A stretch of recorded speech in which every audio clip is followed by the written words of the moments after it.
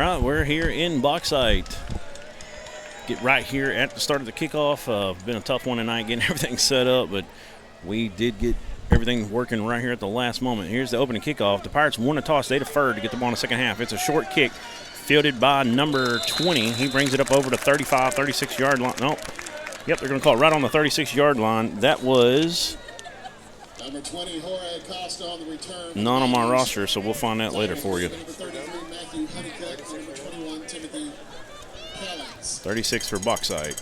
First and 10, Bauxite on the 36-yard line. All right. Welcome y'all in here. So Bauxite has the ball first at the 36-yard line. Shotgun snap. They're going to hand it to the running back. He makes a man miss in the hole. Nice spin move. Breaks the tackle. Past the secondary. Gets finally brought down at the 48, 49 of Dover. Very nice run by number 31 for the Miners. Number 31 missing a sheet on my roster. So let me see if I can find it here. Quarterback's back to pass. They've got some men deep. They're going to find one. That's number 1, Marcus Wimberly, who catches that one for a huge gain for the Bauxite Miners. So he gets the Miners all the way down inside the 15-yard line, down inside the 10-yard line. Going to be first and goal at the 8. Nice pass from Hunter Farrell down to Wimberly, and the Miners are moving quickly in this one, Blake. Shotgun snap, quarterback's going to keep it over the right side. Got a nice hole through that A-gap and gets all the way down inside the 2. Bauxite, a little bit of scripted plays, I would think, on this first drive is looking really good right now, driving right down the field on this Pirate defense. Another shotgun snap. He's a big boy. He's 6'3", 195. And that's Hunter Farrell, and he takes it in for the 6 points. 6-0, just like that. Bauxite wastes no time getting up and down the field. Very big Bauxite team. They played a very physical Lamar team last week, lost 28-21.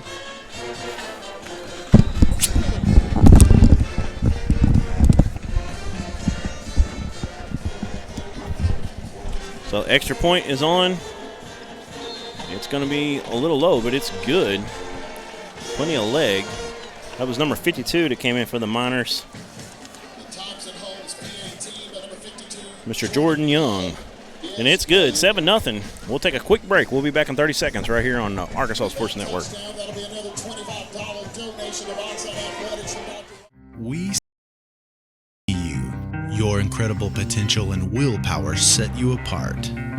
You're first to take that leap of faith. First to get to work. First to solve the problem. No burden should be carried alone. We'll be there. Every step, day, challenge. First is your destiny. We get it because first is who we are. Back here at Bauxite at the pit. Miners waste no time moving up and down the field. Stamp that drive off with a little run. Quarterback keeper from about 2 yards out by by Farrell. And football falls off the tee again, so they're going to have to fix it again. But, man, they come out quick. Blake drove right down the field on our Pirates and scored. So Dover's going to have to answer right here. Yeah, they started off with a couple explosive plays, hit moves at the line of scrimmage and finding the gaps. See if this defense can put something together and get a stop here on the next series. And they got a flag on a play. We're going to have to re-kick this one. There's going to be a penalty on the Miners. There's a Saline chiropractic penalty marker on the field.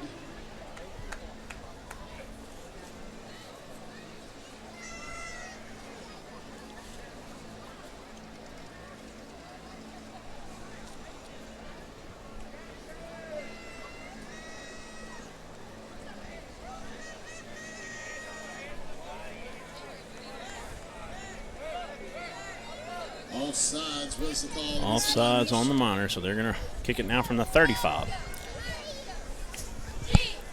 Dover Pirates have Brantley Craig and Drew Masters deep. You got Callens, number 21, up one of the up men, as well as number 2 for the Pirates. And this one goes deep to Craig. Craig's going to bring it out. Gets over the 20 to 25. Gets a little bit to the sideline. Run out of bounds around the 35-yard line. Make it the 33, it looks like. And that's where your Dover Pirates are going to start. Craig on the return. Forced out of bounds for number 40, Walt Duncan.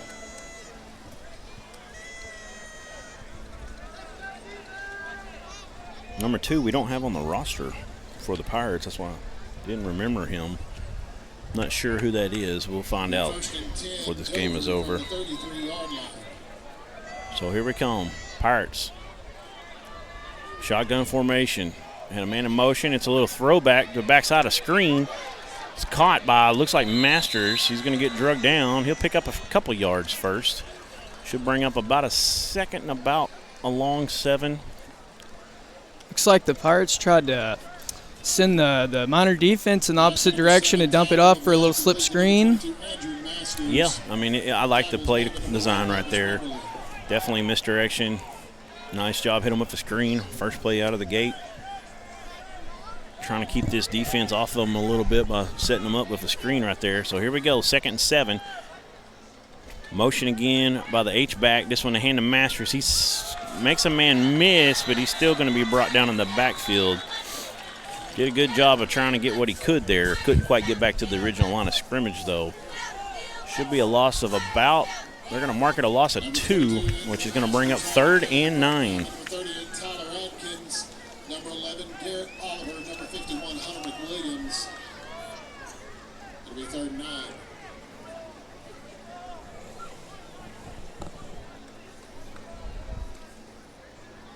So 3rd and 9 coming up. Another shotgun formation. Gonna fake the pass. Talvin Level rolling out to his right. He's got a man over the top. Almost, I might have been deflected. Hits Timothy Callens, though, in stride. He's not able to bring it in. I think the man jumping might have deflected it a little or just kind of got his concentration off, and he's not able to pull that one in. It looks like it would have been a first down. He was running right behind the sticks there. So that's going to bring up a 4th and 8 for your Dover Pirates. And Craig's in the punt. Got Talvin Level lined up out wide as one of the gunners. Callens on the far side. Bauxite doesn't show much pressure. They do have 2 men back.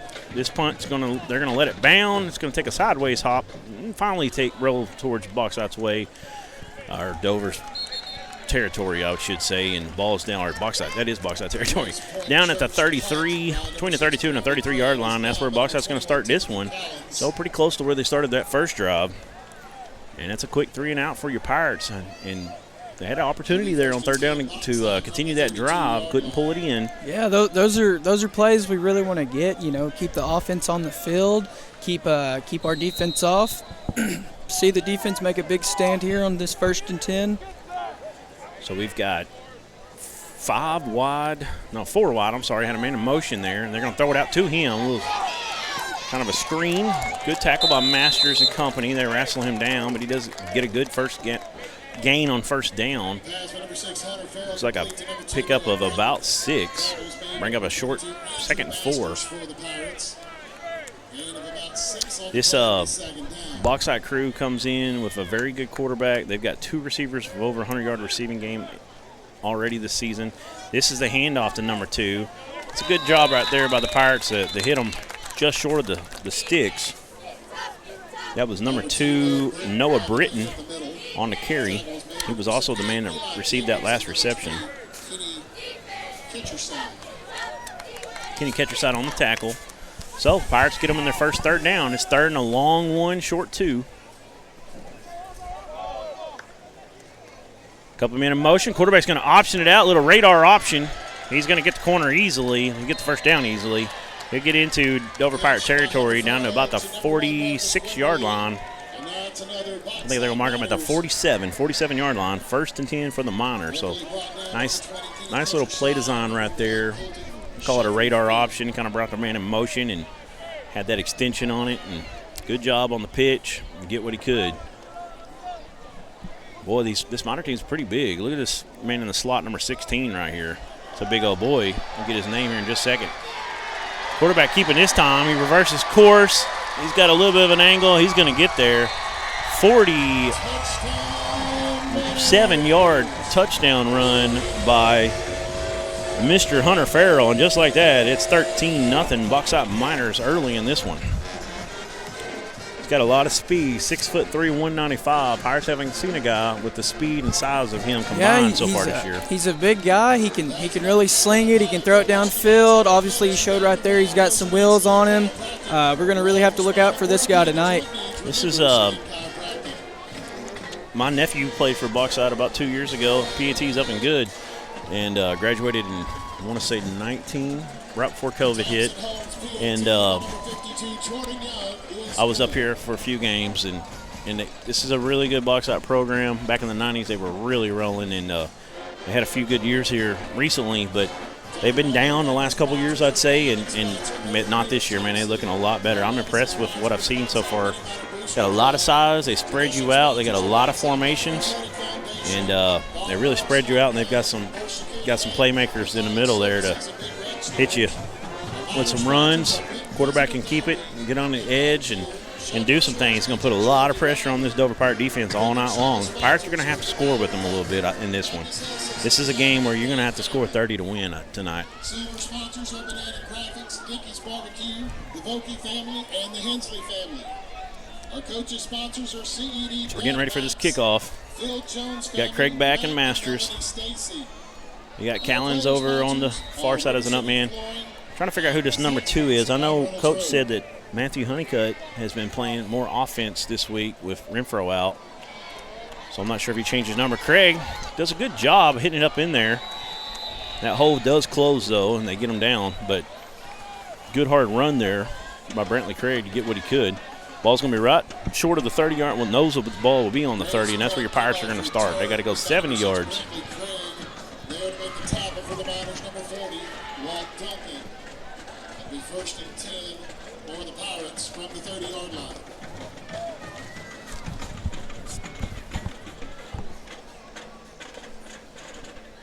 So here we go. We got the diamond formation out of the spread.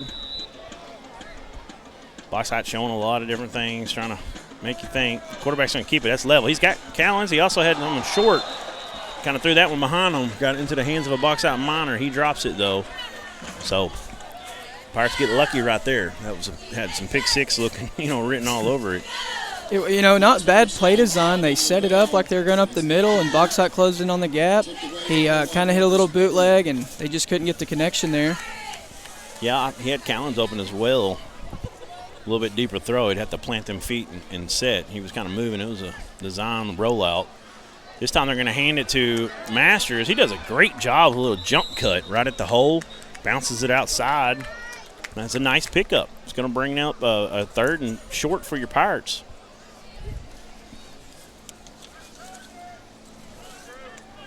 Number 22, Andrew Masters on the carry. Tackles made by number 28, Kyle Vokey. Stadium announcer called him Andrew Masters. Pick up a 7. I'm sorry.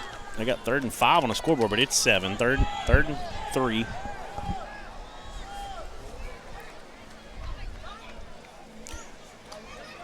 Quarterback's going to bust it up in there. That's Talvin Level. He's got the first down. So that's a first down for your Dover Pirates. Ball gets all the way up to about the 42-yard line. So Pirates get their first down of the game. Good to see that right there. Yeah, get a little momentum going. Came out in the diamond formation again, faked the read option, Level kept it. He got what it takes to get the first down, 5 yards. That's a good play. Yeah, I really like this diamond out of the spread, and it brings a lot of misdirection. Here we go again. Good hole right there down the middle. Oh, and Drew Masters with a spin move and a stiff arm. Uh-oh. He got his leg extended there. Let's see if he pops up. He is hurt. Yep, he kind of slid on that turf. Leg got from under him, but he looks like he's getting up. Hopefully he's all right. I think he just got a little bit hyperextended there, but I think he's going to be fine. He walked to the bench pretty well. But that didn't feel good. That was a great run by Masters. He really looked impressive. He's showing off the athleticism. He's running strong. He's throwing the stiff arm on him. He's not easy to take down, and he's not going to let you take him down by yourself. I think our team meal sponsor, special thank you to Larry's Pizza and Bryant for feeding the press box crew. Thank you, Larry's Pizza and Bryant.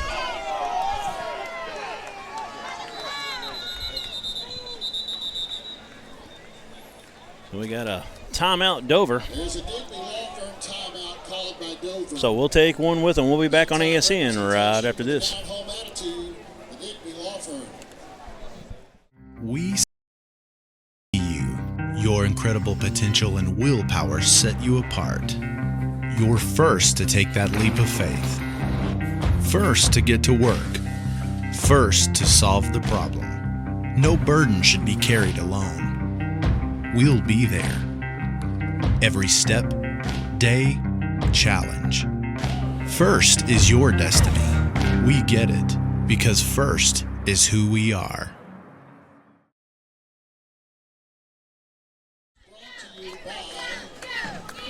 All right, we're back here at the pit, home of the Bauxite Miners.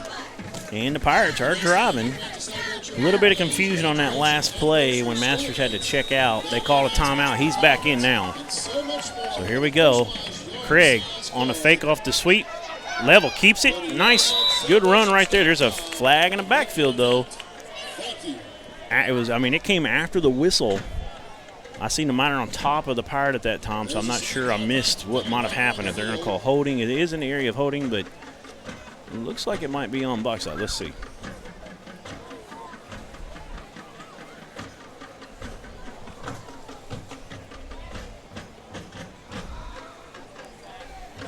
Lots of talk right now. Oh, I think they're seeing if Dover's going to. It's going to be a hold on the Pirates. Yep. Holding is the call against the Pirates. So 2nd and 3 is going to become. Going to back us all the way up to the 40-yard line. So 2nd and about 11. Level at quarterback. He hands this to him. No, he fakes it, throws it out to Craig. Craig in space. He makes a man miss. Gets over to the right side. He fumbles. Ball goes out of bounds. Pirate got there, but he goes out of bounds. That was Colton Sheffield, I believe, number 1. Could be wrong. No, that was number 10. That's another Pirate that's been playing offense this week for some of the injuries. Landon Metter kind of got banged up in the ankle. That's Humphrey, Peyton Humphrey, the sophomore tight end linebacker. Did a good job getting on the ball. So far, Jaran, this is a great drive by the Pirates. Besides the one holding penalty, they're moving the ball every play. Yep, another first down. Ball's right on the 45-yard line of Bauxite. They're doing a lot of misdirection. Drew Masters this time. Oh, still didn't go down. Get your stiff arm out, young son. Picks up a block. Going to get positive yardage. Young man's running for his life and working hard. I'm telling you, man, he just sticks out down there. He's different. You can see the athleticism oozing out of this super sophomore. He refuses to go down. He can't do that 30 times a game. He's going to continue to get hyperextended. But, man, you love seeing him run hard like that. Made something out of nothing. 2nd and a long 7, short 8. We got another timeout. There's a Digby Law Firm. Did we see who it was? I believe it was Bauxite, I believe. Okay, we'll take one with them. We'll be back here at Bauxite right after this. Sales and Desark, a name you've come to know, is the Arkansas winner of the Quality Dealer Award and top 5 dealer in the nation by the NIADA. Hey, I'm Dare Saul. Thank you to all of our loyal customers who's made D3 Auto Sales the #1 used independent in the state of Arkansas. Customer service and community has always been our main focus here at D3. Why are we different? It's our people, and our vehicles look different. Your color, your style, your financing. Call me now, D3 Auto Sales in Desark. All right, we're back here at the pit. Pirates got a nice drive going right now. 2nd and 7, long 7, short 8 for these Pirates. And see if they can continue to convert first downs, I should say. And, man, they've really done a lot of misdirection on this drive. Masters ran hard, got a ball out to Craig in space, and then we got false start this time. That's going to be an easy call. Going to back the Pirates up 5 and get them off schedule. You don't like to see that. Second and a long 7 is going to end up being a second about almost 13. False start is a call against the offense.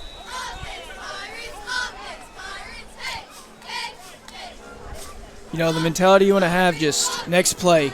Last play, we can't do nothing about it. Next play, let's get some positive gains on this this play right here and keep moving forward.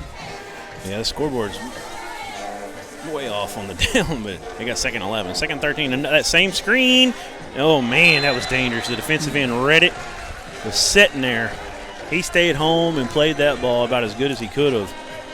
Yeah, Pirates very lucky. He saw the running back swing out, and he stayed flat down the line, and he was there to make a play. Yeah, we're at the home of Mr. Blake Garrett, by the way. We're going to bring that up. And now your parents have moved to Hot Springs, I think you said. They have moved You don't out really of come town. up here much? Yeah, this is it's a nice homecoming. I haven't been here in a couple of years, and it's good to be back. First time I've been here since 19 to the actual football stadium. We get another false start on the Pirates. So this drive, they're kind of shot themselves in the foot pretty badly in the last 3 plays. Yeah, here we go. That's going to be on Bauxite. So I didn't see it over on the left side or the right side for the Pirates, but they get 5 yards back. So playing a little ping pong here. Third and about 8.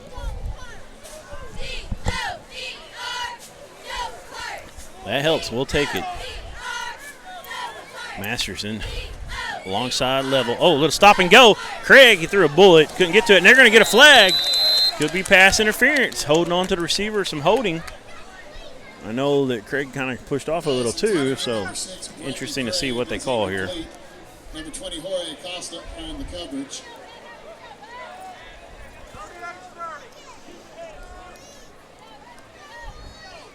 Pass interference. Well, they called holding. Defensive holding. And here we go. Keep the drive going. So it's going to be a first down for your Pirates. 10-yard penalty. And, you know, back to that play. I love that play call. Give your best wide out. Give him a 50-50 chance. And he got separation. He just, with the holding, we couldn't come down with it. Yeah, you seen it little kind of a hitch and go, and there was a little contact there, and then he tried to shove out of it, but I think the ref saw the grab to begin with. Hand off to Masters. He kind of gets in behind Baggett, but this time Bauxite picks him up and slams him down. No running that time, and that one hurt. Masters getting up a little slow, understandably, but he looks like he's good to go. Tough young man. But he had about 4 minors slam him to the turf. So a loss of 2 on a play. It's going to back us up to 2nd and 12.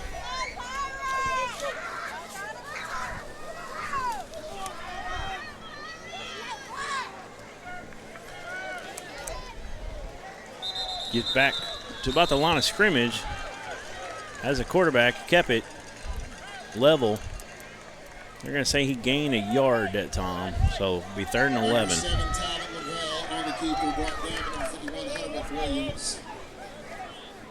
Loss of about 1 on the play. I believe they lost 2 on the first play, so he gained 1 that time.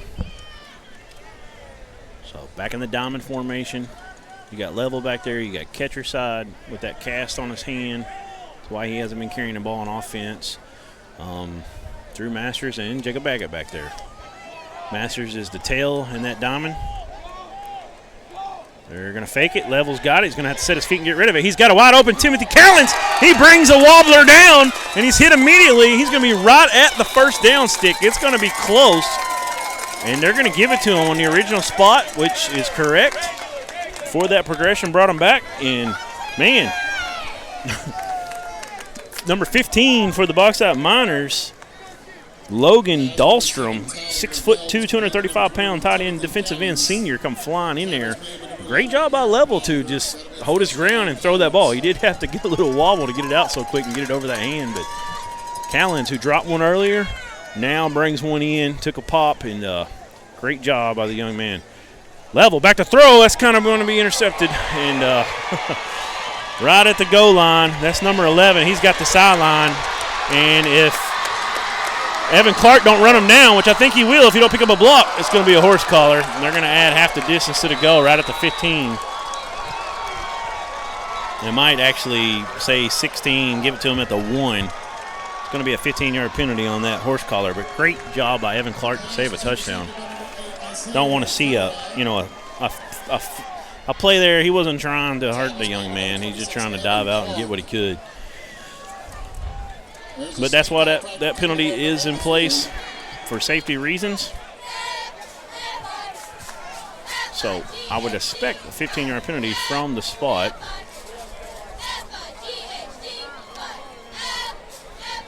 We have a personal foul, horse collar, called against Pilgrim. We have a halftime interview at halftime tonight with Mr. Evan Clark, Sr. So you don't want to miss that. Miners will start this drive inside the State Farm red zone, sponsored by State Farm agent Tania Beard. So it looks like they're going to put it to 7. They're going to say it happened right at the 15. The Pirates kind of got lucky there. They could have said it happened at the 16 and put it at the 1. Quarterback looking to throw. He's going to be hit. 3 or 4 Pirates got in there. Hudson Metz, Peyton Humphrey helped clean it up, and Peyton White in there as well. Possibly Jacob Baggett coming out of the pile. Great job right there. Make it tough on them. So far, everything's come pretty easy for the Miners when they've gotten on offense. So they're pretty quick to the line. 20 seconds still on a play clock. Quarterback's ready to receive the football out of the shotgun. 5 wide, empty set. Going to fade route to the corner. Overthrown. A little bit of contact, nothing called. That's Colton Sheffield. He's giving up a lot of height there. Let's see, Colton Sheffield goes about 5'9", 5'8".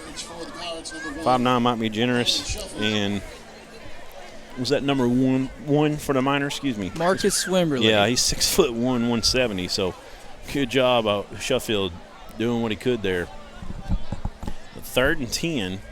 Well, did you see that snap from the quarterback? It was wide, and he just snatched it and set his feet and still threw a pretty good ball. Now he's going to move to his left. Got a man in the corner. They're going to throw it underneath. Hits the tight end or whoever that might have been coming out of there. Looks like Wimberly again. Yeah, it was Wimberly. He come all the way across the field, and it's a completion, but they keep him out of the end zone. It's going to be 4th down. Tackles made by number 1, Colton Sheffield for the Pirates. And going to have a timeout. Bauxite on 4th and go from about the – trying to see the sticks. The sticks are on our side, so it's not a good angle for us, but I want to say around the 2 to 3 yard line. So we'll take a quick break with them. We'll be back from Bauxite right after this.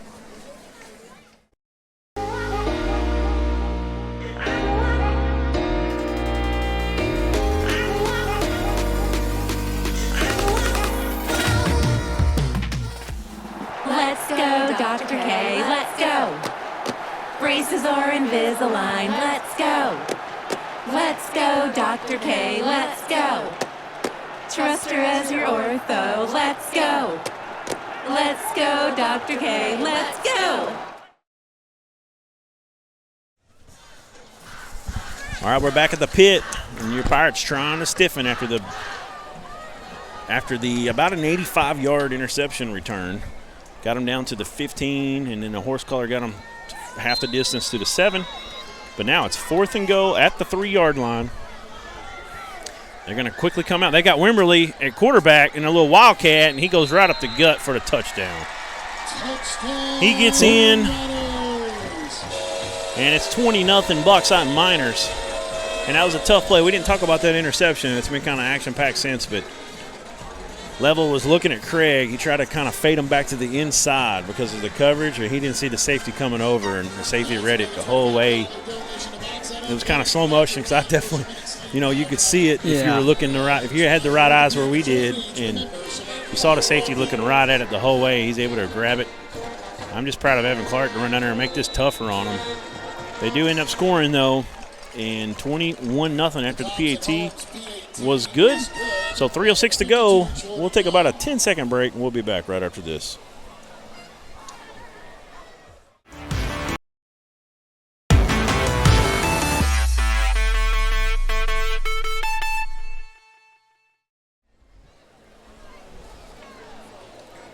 back here again at Bauxite, and it's been all Miners early in this one. Last week, the Miners went down to Lamar. Lamar defeated your Pirates 2 weeks ago, 35-0. Very physical team, and Bauxite went down to Lamar and played them really tough, 28-21. And, man, I'm impressed with Bauxite so far. They got a lot of skill guys, a lot of size at their receiver position and their quarterback position, and really spread you out. So it's a good job by Lamar to win that ball game. Craig, he's got a little bit of a hole. Better hold on to the football. They're ripping for it. He finally gets wrestled out of bounds at the 41-yard line. Now they're going to say the 42-yard line. So another good return from Craig, getting what he can. You can definitely tell that our fans getting into it with some of the Bauxite players. They had a football on the field. Dang, check out the arm on number 20 there for the Miners. We'll pull him up. Jorge Acosta. Looked like Johnny Moxon throwing the ball in from the sideline. All right, they're going to hand it to Masters. Does a good job breaking one tackle, and then he gets hit from behind. Falls forward to about the 48, 47-yard line. Pick up about 5 on a play. No, Masters he's been running the ball hard all night. Yeah, he is. He's getting confidence every week. He's really going. Really refusing to go down on one man. It's taken more than that. Snaps bobbled. It's picked up by Level. Oh, good He's having to move for his life. He better get down now. He did about 4 spin moves before they finally get him down. That was tough, though. Look like a dog chasing his tail out there on that one. It was a jailhouse break for the Miners. He just didn't have anywhere else to go, but he tried to make a play. So he loses 5. It's going to be back to 3rd and 10.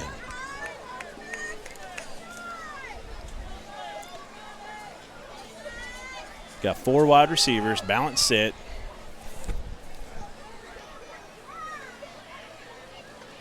A little bit of a low snap. Level's going to try to get a little stick pattern over the top, hit on Evan Clark. They say he was not on time. They say he wasn't early, that he was there on time, and it's broken up. So Pirates are going to have to punt it away. Here comes Craig back in the punt formation on 4th and 10 with 1:51 to go in the first quarter. And this has been a fast-moving game so far, and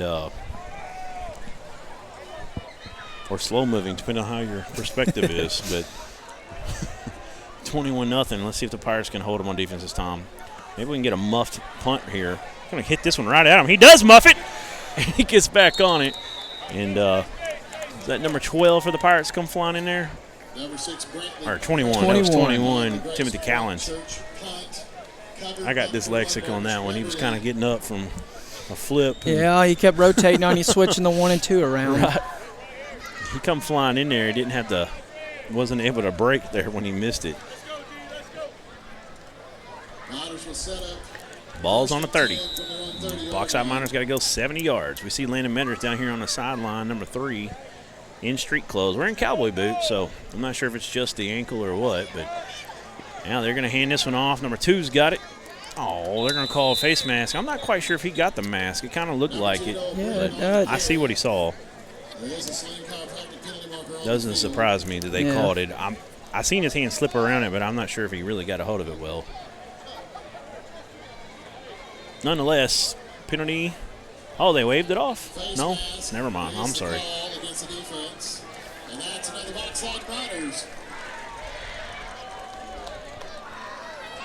A nice run there from Noah Britton.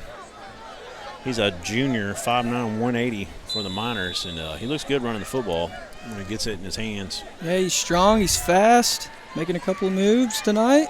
Screen. Ooh, got a flag. There's definitely going to be some holding, I believe, on this one. There's some popping after the play. Catcher side just put Wimberly down on his rear side. Getting a little bit chippy down there. Pirates finding themselves down quickly in this one, 21-0. We'll see if there's holding on the Miners. It was in the spot of holding by the receiver. It is. Back them up 10 yards.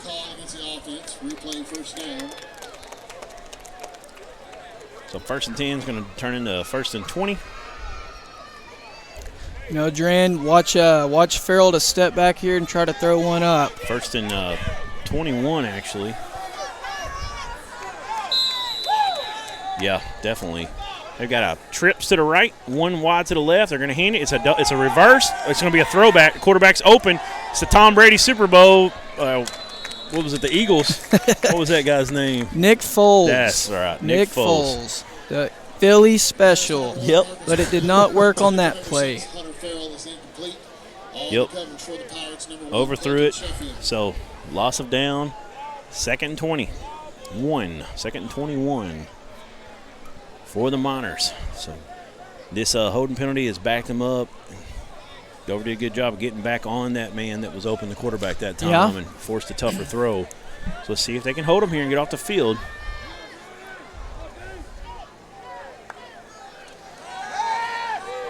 Quarterback's right pass, got a little pressure. Ball goes right through the hands of, I believe that was number 8. Number 8 is Isaiah Rivera. He's a junior. So here we go, 3rd and 21. Expect to see a little bit of a cover 2 or some quarters here and try to keep everything in front of them. Got to make a tackle. Keep them in front of them and swarm to the football. Yes, sir. Going to go with something quick here. Number 16 is running down the field. Oh, good defense by Drew Masters. He gets up and bats that one away. It was intended for Marcus Wimberly, number 1 for the Miners. So the Pirates going to hold. Bauxite's going to have to punt it away from their own 39-yard line.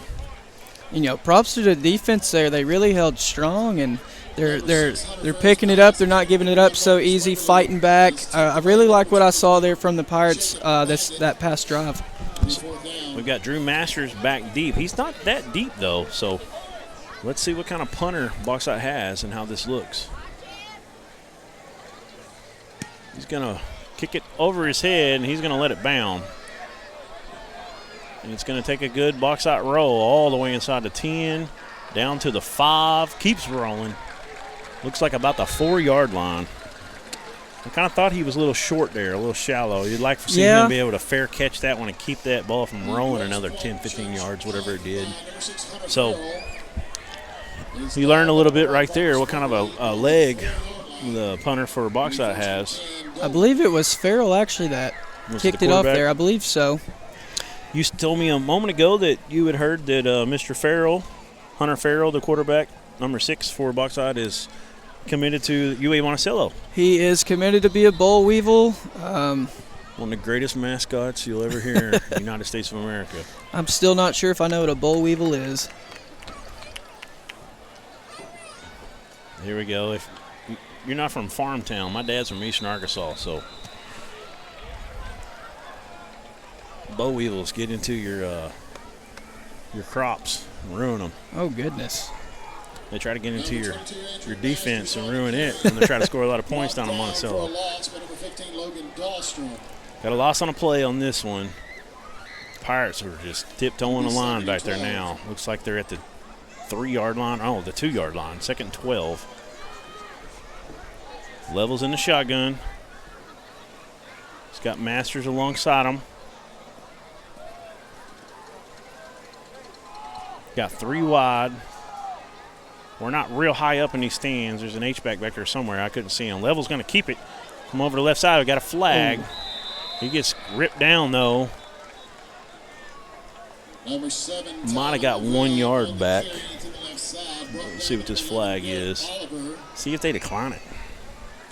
Because they're only going to back them up a yard or two with the half the distance if it is holding. And they'll get to replay the 2nd down. So I would expect them to decline it. Make it 3rd and about 11. Yeah, they are going to decline it.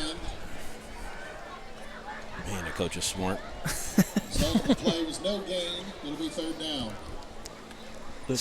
The coach I talked to today that you gave me his number, Coach Baxley, is that the AD? Yes. He's not the head coach, right? No, he should be secondaries coach and the athletic director. At least that's what he was when I was here. Yes, sir. Great guy, great organization here. Except for their internet.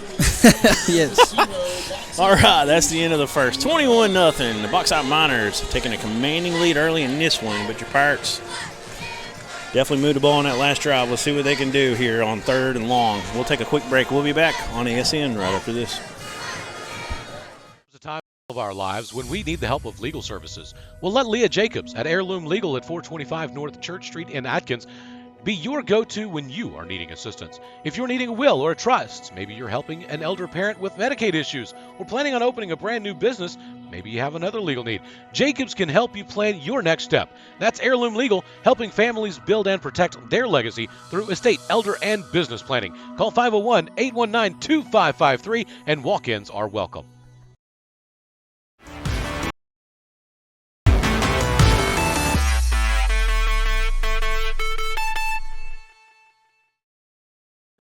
See me wear a lot of hats and do a lot of crazy stuff to get your attention, but we are Arkansas's Quality Dealer of the Year, and it's because we care about our people and our vehicles look different. We specialize in leveled and lifted trucks, and we make the process easy. D3Autosales.com. And we're back at Bauxite. Pirates down 21-0, facing a 3rd and about 11 from their own 3-yard line. Yeah, the Miners were able to back them up in their own end zone, and it's really hard to get out of that sticky situation. Yeah, let's see if they get level in motion here. They're just going to hand it off to Masters. He can't get nothing. I think he loses a yard. So that's going to bring up a definite punting situation for your Pirates. Number 26, Evan Clark. Oh, that was Evan Clark in the backfield. I couldn't tell. First carry of the season that I think I've seen from Mr. Clark. Mr. Clark is very athletic. He ran down that man on the big interception, kept him from getting that pick 6. Yeah, it was good. He gave his defense a chance to not let him walk in it. So big play by Clark.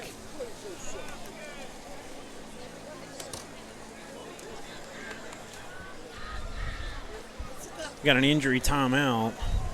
Looks like a Bauxite Miner down on the turf. We'll take a quick one. We'll be right back right after this. Yard work, football practice. Don't forget to pay these bills. The schedule is so full, there's no time for a hiccup. Time is of the essence. At D3 Auto, we make the car buying process fast and easy. D3Autosales.com. Follow us on Facebook. Challenge. 3rd place was the juniors. All right, we're back at Bauxite. Freshman. So 4th and about 12 for your Pirates from about the 2-yard line. Entryway competition. 4th place seniors. 3rd Got to place punt it out of their own end juniors. zone. This could be tricky 2nd right place here. sophomores. And Bauxite 1st has place number 4 back. freshmen. That's a sophomore, 5'10", 175-pound, Mr. Ryan Hoskins. He's going to go ahead and walk on up to about the 33 now. Punts a little high, snaps a little high, but he gets it off. Nice floater to it. He's going to let it bound. It'll go all the way up to the 39 of Dover. And that's where the Miners are going to start. So another short field for this Hunter Farrell-led offense, and Pirates in another tough situation defensively. See if they can stop them right here. I would expect 4-down territory unless the Pirates can get them in a big loss situation on this drive from where they're starting. Starting out with 5 wide, 4 to the right, 1 to the left. It's the oop-de-oop. Try to burn them man-to-man on this side. He's going to go across. It's a crossing route. Hits him on the stride, but he can't pull it in. That was number 8, Isaiah Rivera. And it's an incompletion. So 2nd and 10 now. The pass for number 6, Hunter Farrell, intended for number 8, Isaiah Rivera. Is incomplete. Yeah, he's just running a shallow cross right there. And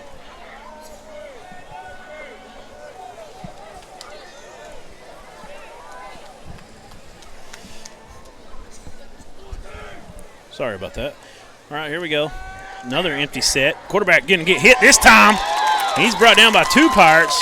Catcher side was there first, and then Eli Jacobs, 2 seniors, teaming up that time to bring down Mr. Farrell. And it's a couple times in a row the Pirates have really played a lot better on defense and got the Miners way off schedule. We're going to have third and about 17 after that one. Yeah, the Pirates shown they're able to put pressure on him and just not let him throw freely and come down with their second sack of the night, I do believe. Yeah, you are correct. So third and a long 16, short 17. Got a man on a motion. Quarterback's going to keep. A little power off the right side. He'll get what he can, but it's going to bring up he's going to be very short. Gets up to about the 37. Picks up about 2 from the original line of scrimmage, so they're going to have about a 4th and 8 here. 4th and 8. Scoreboard tonight is off every single time. It drives me crazy. It drives my producer crazy, too, because I try to get him to do what I'm telling him because he's just trying to visualize what they're putting up there as well. Nice throw across the middle. It's low, and it lands on the turf. So Pirates hold, turnover on downs. First time that they've turned them over on downs, and here we go. See if the Pirates can get some momentum right here. That's a big stop by the defense. You like to see that. You do, yeah. They want to go for it on 4th on you. They throw it, and you don't let it happen. Ball back to the Pirates. Good job by the Pirates there. You had lots of guys in coverage, but guys on that line working hard. Brody Level, one of those juniors that came off the field then, making it tough on the Miners. Got to get rid of it quickly. So you got Callens out wide. Evan Clark comes tight to the line. He's going to actually put a hand in the dirt, maybe. Yep, he's a tight end. So we got in motion here. Going to hand it to Masters. He finds a hole right up the middle. Good job. I like the little cutback there. Looked like he wanted to bounce it outside at first. He sees the hole, but Masters is banged up on this one. He's writhing in pain on the ground. Not exactly sure what happened. If he got a stinger, if he got banged somewhere. You hate to see it. A guy's having a standout night. Yeah, let's hope it's not something serious and it's just something that hurt, not an injury, just some pain here. Got a good pop on him. Not sure. I didn't see exactly what happened. We'll take a quick break. We'll let you know what happens as he comes off the field right after this.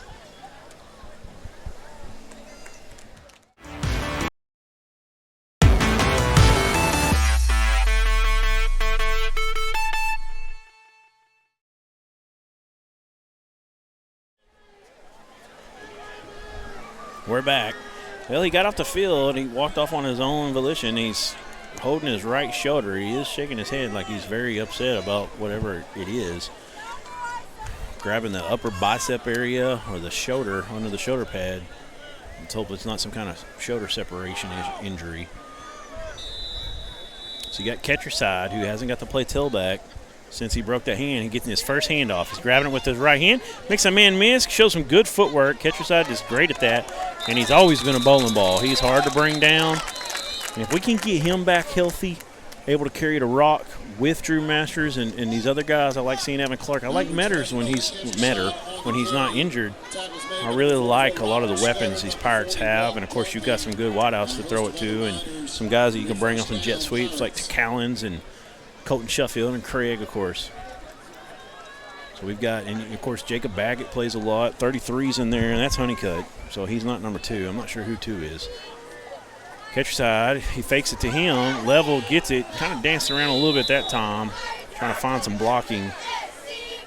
Going to be short of that first down. It was a 2nd and 1. I'm sorry, 2nd and 10. After that first down, so he got back to the line of scrimmage. We're going to say no gain. No gain on the play. It'll be 2nd and 10.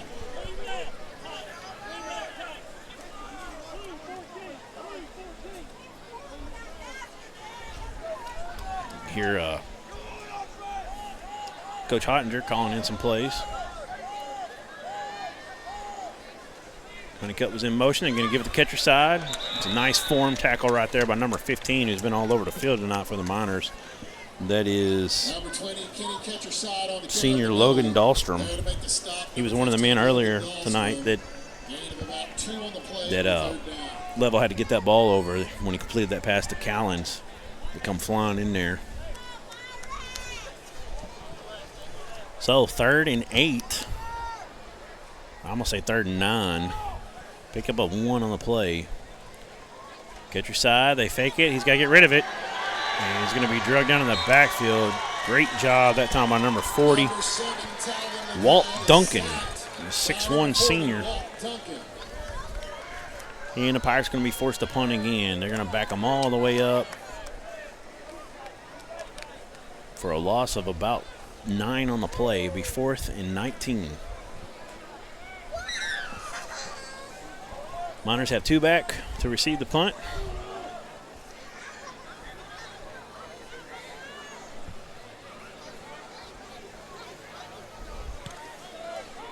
Callens does a good job as a gunner getting around his man, and they're going to let it bound because he was right there. Good work there by the gunner to get around and not let them return that one. So they're going to down it out right there at the 26-yard line, and that's where the Miners are going to start with 7:38 to go in the half with a 21-0 lead. Pirates have really calmed down defensively since they got punched in the mouth early on. They also had an 85-yard interception return plus the half the distance to go on the horse collar. That's another one of their touchdowns. If you take that play out, they give up 14 quick, but since then they've really played well defensively. Yeah, they've stepped up, going. Making some big plays. Nice handoff. Good job on the tackle because he had a lot of green. If Colton Sheffield hadn't ripped him down, number 2, Noah Britton, might have been off to the races. I mean, there was 40 yards of green at least. Wide open. So they're going quick to the line, 2nd and 6. And hand this one off. Gets up the middle. The Pirates finally close that hole off. Good job swarming to the ball that time. Yeah, I think I saw catcher side fill the hole there and stop him right there in the gap. Good play. Yes, he did. Number 31, Shelton Murdoch on the carry for the Miners. Shelton Murdoch. Shelton Murdoch. 57, on that carry, so they got about 2, 3rd and 4. Snap slid to the side. They get back in there. He tries to push the pile forward, but I think the Pirates have stopped them. With 6:37 to go. See the official mark once they clear the muddy waters. He gets up to the 36. Number 31, Shelton Murdoch on the carry up the middle. It's going to be. Number 57, Brody Lovell. Looks like they're going for it. They're not even thinking about it. Look for Farrell to take off right up the gut here. 4th and 2. And now I think we got a timeout. Official timeout for measurement, maybe. No? Official timeout for measurement on the field. They are, even though trying to figure out this chain gang because they had the down distance almost a full 2 yards back, so I didn't even think you were going to measure for it. It's really not fun being on the same side of the field as the sticks. Yeah, it's hard to get a good angle of. These bleachers aren't high either, so it doesn't help.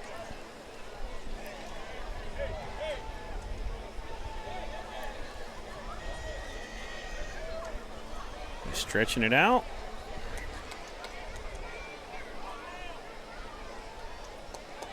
He's going to be just short. Going to be just shy of the first down. 4th and inches. I mean, it's very close. Are you zoomed in on that? I was. I had to. A lot of people in the way, and the cheerleaders kind of got going too. You got Pyramids and Miners and Pirates.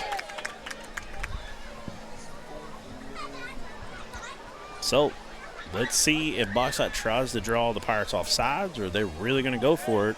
A 21-0 lead from the Bauxite 36-yard line. I expect them to come out of this huddle quickly and Farrell take it up the gut. And that's what they're doing. They might be just doing a hard count. We'll see. Nope, they're running it. And he's going to get it. Tough play right there. They got a lot of size.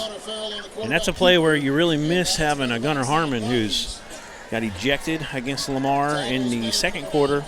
The rule is he has to sit 4 quarters, so he will be able to play at halftime if Coach deems that necessary. But he's one of your bigger guys, just a sophomore, one of your aggressive guys too. Quarterback keeps. He ran right into a Peyton Humphrey tackle there. Almost a slow motion. They both kind of looked like they were not ready. They didn't want to. They were kind of, gearing up to embrace for it. Humphrey put his head down a little bit, you kind of want to keep that face mask up a little You bit. want to keep your head up and your shoulders square. Head up, butt down.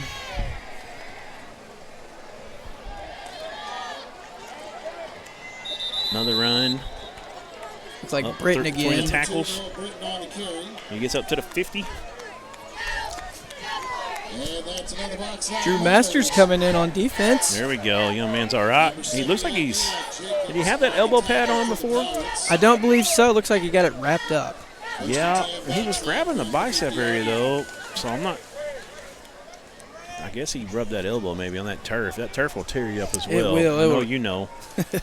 Another snap. He likes to snap it to the left. And that man gets outside. It's tough here, and he's got –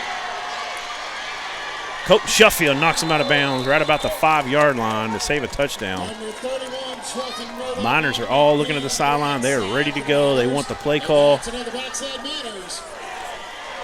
That was a 44-yard. Well, they got him at the 3, so about a 46-yard run for the Miner. Number 31. We'll get his name in a moment. Quarterback back to pass. That's Farrell. He's looking. He's got a man, and he puts it in there perfectly on the right side of his basket and just right around catcher side's body. And gonna get an unsportsmanlike for a celebration there. Got a little bit of unsportsmanlike in the end zone. So see if their kicker can kick a little bit further out.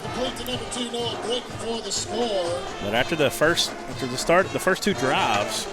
First time Bauxite's able to go down and score without, being aided from the interception. They got them all the way at the 7. Let's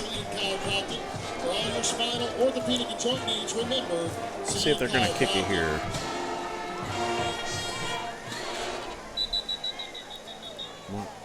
So they'll add it to the extra point. If they're going to add it to the kickoff.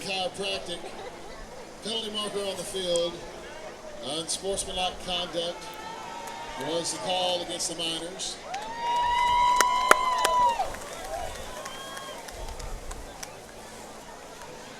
Yep, they're going to accept it on the kickoff. That penalty will be enforced on the kickoff.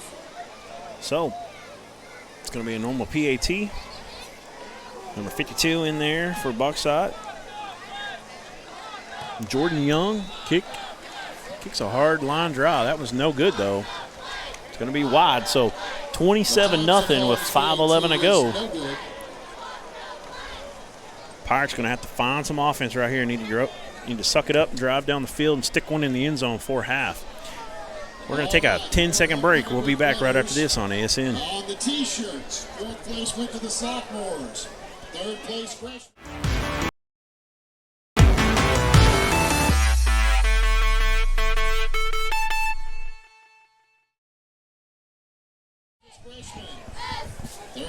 Back here at Bauxite. So 27-0. It's been all Bauxite early in this one, but after the penalty will be enforced, 15 yards on the kickoff. Hopefully the Pirates can see how they play here, if they squib it or whatnot. But see if the Pirates can get a good return, and they've actually had pretty good returns all day. I'd say they've been averaging about 20-25 yards a return. Let's see if they can get some good field position. Maybe bust something here and get it up to midfield or further. We've seen Craig do it before, being a spark on special teams. See if he can get the team fired up right here and get some points on the board before half.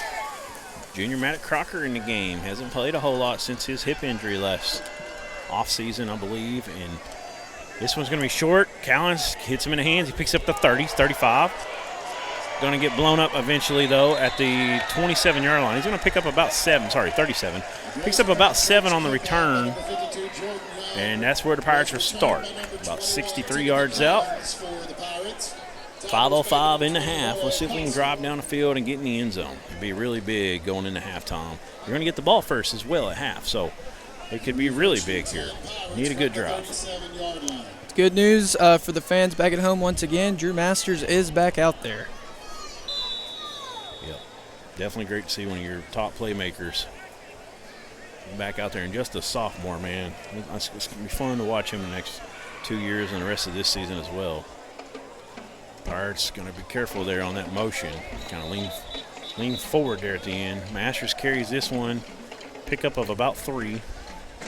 Ball goes from the 37 up to the 39, so 2-yard gain. Brought down number 15, Logan Bauxite, number 51, Hunter McWilliams. Gain of about 2 on the play, it'll be 2nd down. 2nd and 8.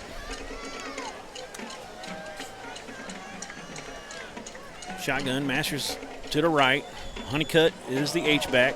2 wide to the right, 1 to the left, 3 wide total. Now they're checking the wristband. Same formation. Here comes Honeycutt in motion. They're going to hand it to Masters. Man, he's blown up in the backfield immediately. Made one man miss, and then he gets hit by a host of minors. 28 was one of the men there. It's Kyle Vaught. He loses 2. So back to the original line of scrimmage, 3rd and 10. Honeycutt comes out of the H-back. He's lined up now in the slot. We got 4 wide. Masters, who's visibly offsides. He looked like he was kind of hurting there a little bit, and then he kind of got on his toes and leaning forward. I was going to say he's visibly looks like he's a little bit banged up, and then he was just falling forward. He's trying not to. So back him up 5 more. 3rd and 15 now for the Pirates.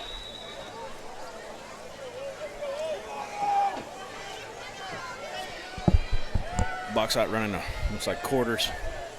Cover 4 kind of defense. He's going to throw in a little hole. He overthrows it, almost intercepted. He's trying to find Craig. Would have been short where he would have caught it at. He hadn't broke a tackle, but defensive back had an opportunity there. He drove on that ball and almost made a big play again. But 27-0 with 3:38, 4th and 15. Pirates going to be punting it away right now. Number 4 is back for Bauxite, and number 1, that's Wimberly, and number 4 is Ryan Hoskins. A little bit of a high snap, gets it away. He's going to trim up and try to catch this one. He does. Oh, he reverses course. He's over to 45. There's a flag on a play. Good footwork by number 4. He's got a blocker now. Pirates better wrap up. Several missed tackles, but flag on a play. See if this is a peel back or holding. Return by number 4, Ryan Hoskins. There is a sling chiropractic penalty marker on the field.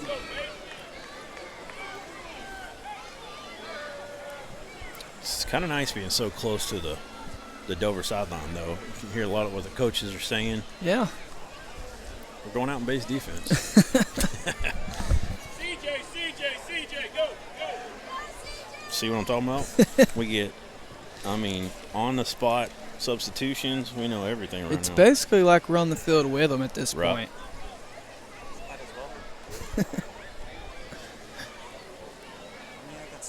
So they mark them way back from where that spot was. Basically, let's see.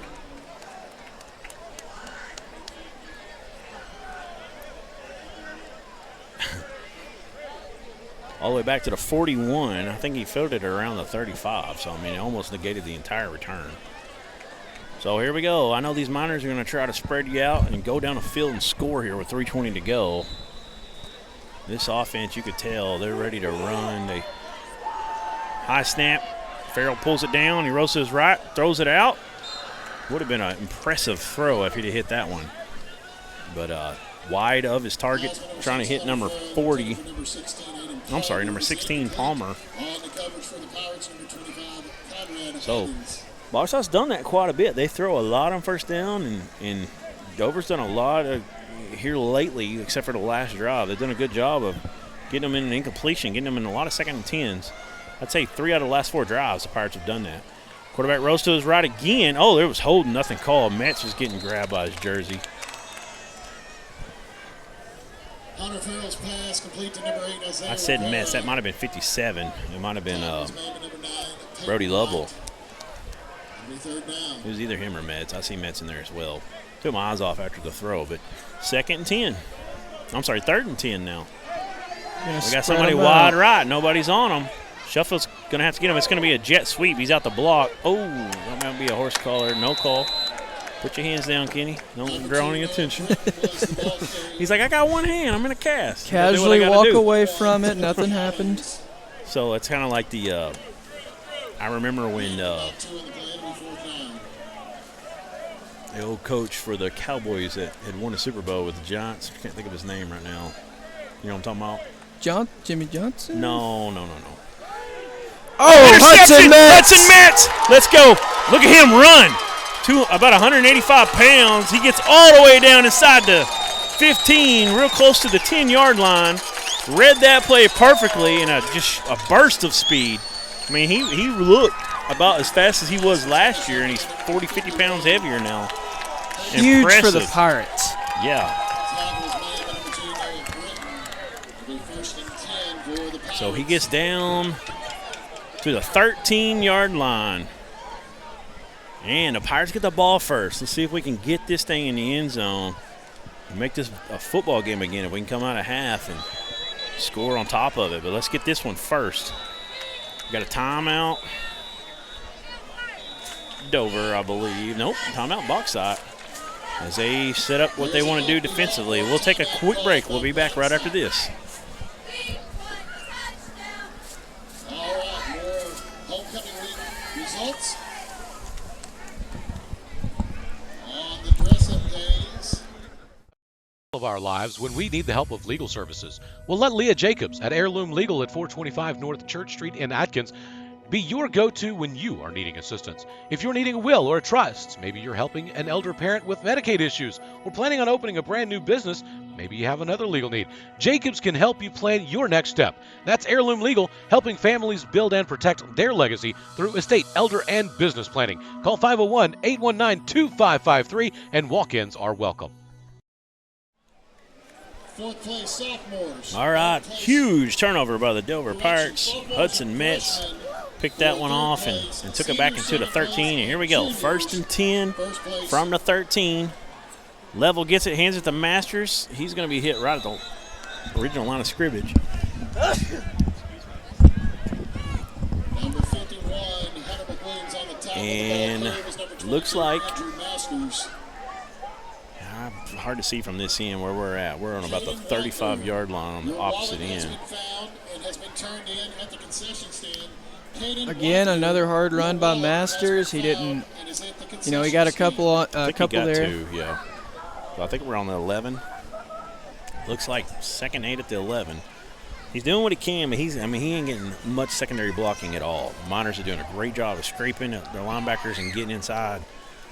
Level, back to pass. He's got a man open in the end zone. He's got 2 men open. Oh. Tried to get it to Craig. He high points it, can't get it in. There was another man that flashed open. I believe that was Callens. No, I'm not sure. That might have been Honeycutt. So now we're down at 3rd and 8. That kind of surprised them on that one. Yeah. They had an opportunity there. It's a good job to try to put it higher if either Craig's going to get it or nobody, but not able to pull that one in. So we got 4 wide, 3 to the right, 1 to the left. Catcher side is the tailback alongside Level. He's going to roll to his right. He's got to get rid of it. Picks up a block on the edge. Tuck it and run. Tuck it and run, big boy. Jump in there. He's going to run out of the end zone in the corner inside the 5. I believe he has the first down.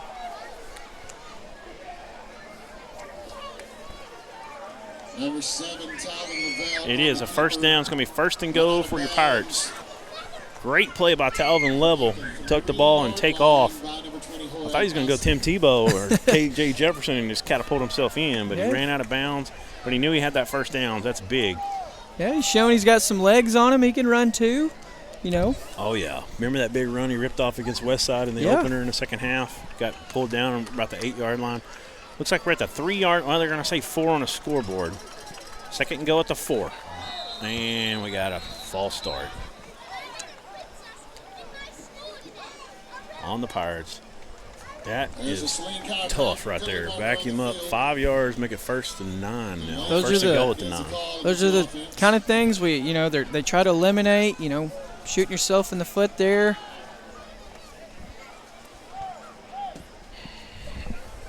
Scoreboard changed from the 4 to the 8. So I guess we were at the 3.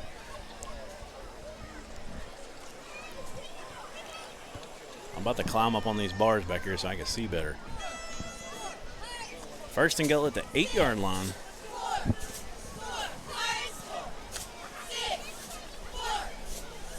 What are we talking about here?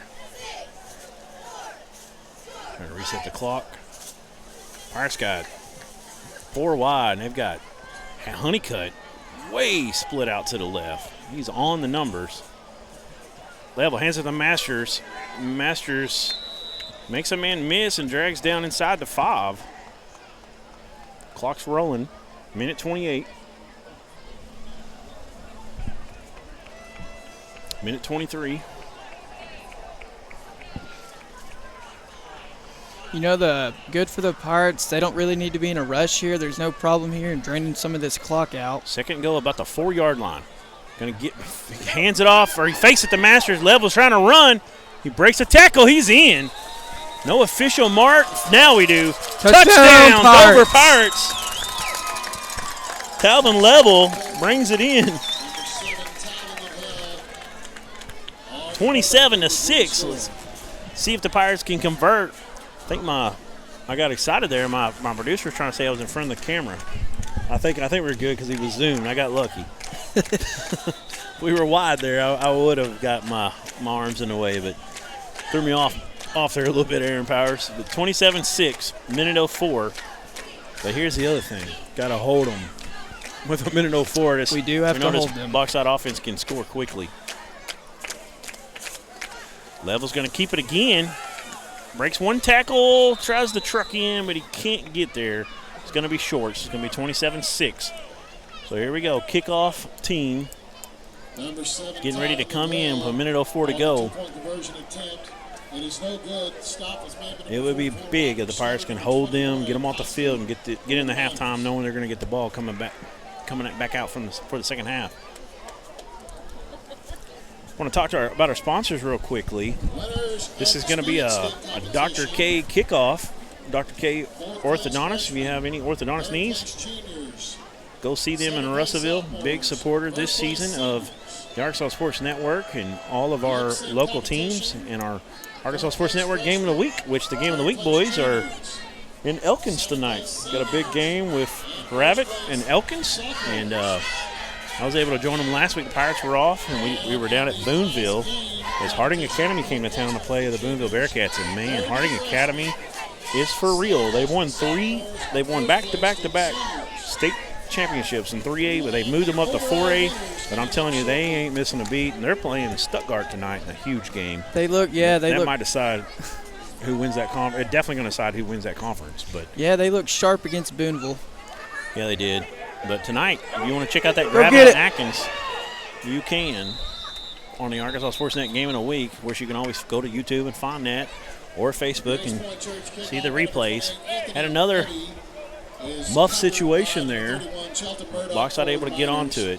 So it's good kickoff coverage there for your Pirates. Ball's on the 21. They're going to have to go 79 yards in a minute and 4 seconds. Matt Crocker, who's got a lot of what are we doing? We got Craig in deep water. Oh, he's going to get the tee. It's like, man, they're really giving them already in prevent. Some respect. They're going to hand off 31 on a little pot pass. He's going to get a first down up over to 30. Well, down at the 29, I apologize. Be second down, 2. Quarterback steps up in the pocket, overthrows it. Good job by the defense there. Good pressure. Kenny Catcher side. Peyton Humphrey in there. And company for your Pirates. So it's going to bring up 3rd and 2. That stops the clock on the incompletion. 3rd and 9. That first down play went to number 31.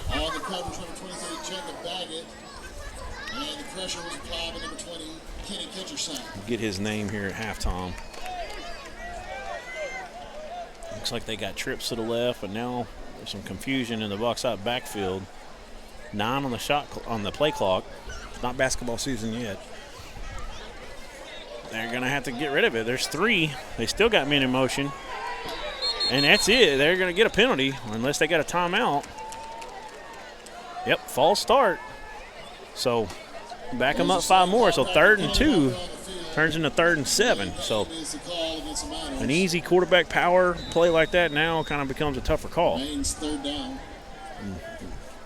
They're ready already, though, with 39 seconds left. 3 wide to the left, 1 to the right, man in motion. Fakes it to him. He's going on the far side. He's got it. What a catch and what a throw from Farrell. That was beautiful. Pirates had coverage there. Could have turned their head around and stuck their hand up. He would have batted it down, but he was running to just stay on them. You know, it's kind of tough. A lot of people say that. You know, I watch a lot of football with family and friends, you know, and especially seems like my mom says this a lot. It's like, why don't you just put your hands up and get the ball? Well, it's because the guy's burning you, and you turn around a split second too early, and you're going to get burnt. Crossing route, Kenny Ketchsack comes in and punishes Farrell, and he throws that ball wide. Number 31 able to get a hand on it, but not able to pull it in. So with 29 seconds left, it's going to bring up 2nd and 10 at the 39-yard line of Dover. The Miners have tried the cross route with 31 across the middle a couple of times, and Farrell just can't get it to him. Yeah, if they were able to hit that a little more often, they would really help their offense out. Trying to get their speed in open field. Yeah. Give the guy a chance to make a play. Feed the studs. It's old Bobby Petrino term. This time they do, but Pirates swarm to the ball pretty well there. Good job by Jacob Baggett to pull him down. 17 seconds, 16, 15. It's 3rd and 3. Ball's on the 32-yard line. Quarterback's back to pass. He's got a man open. It's going to be slow. He tries. Oh, come on. They're going to call pass interference against Morris. Number 16, Jaden Morris, and he didn't turn his head for it, but he didn't really have his hands up either. The receiver tried to come back through him. Yeah. That one's one I don't think I call, but they deemed that he impeded him, and it's going to be a 1st down. 6 seconds on the clock, though, so probably only time for one more play regardless. Let's see if they decided to try to field goal from here. They didn't miss their last extra point. He's had pretty good leg distance. He don't get a lot of height on it. Kicks a hard bullet line drive. Looks like they're going to keep the quarterback in there, though. They might try to run like a little out pattern.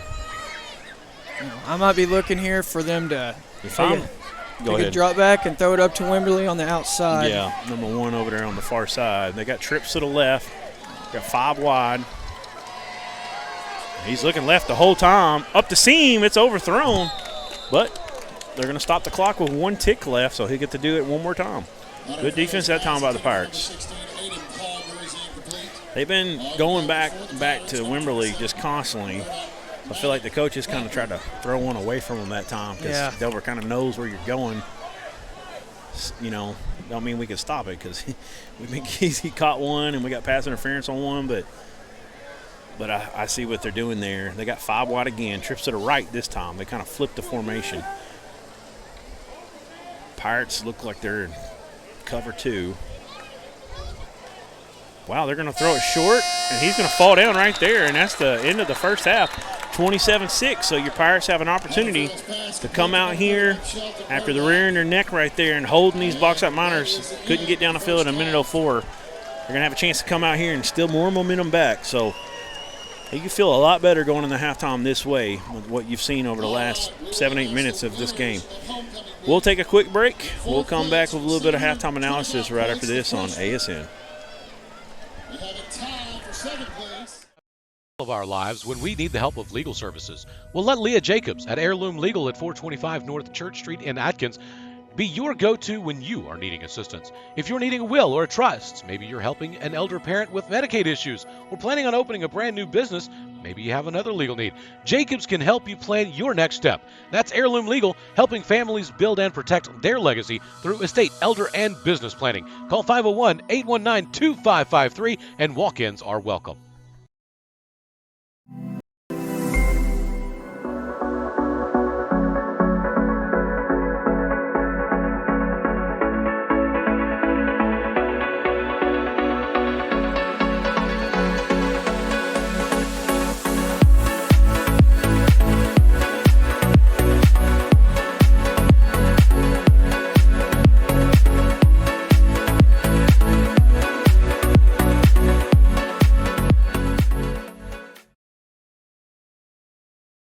Depression, nothing came easy.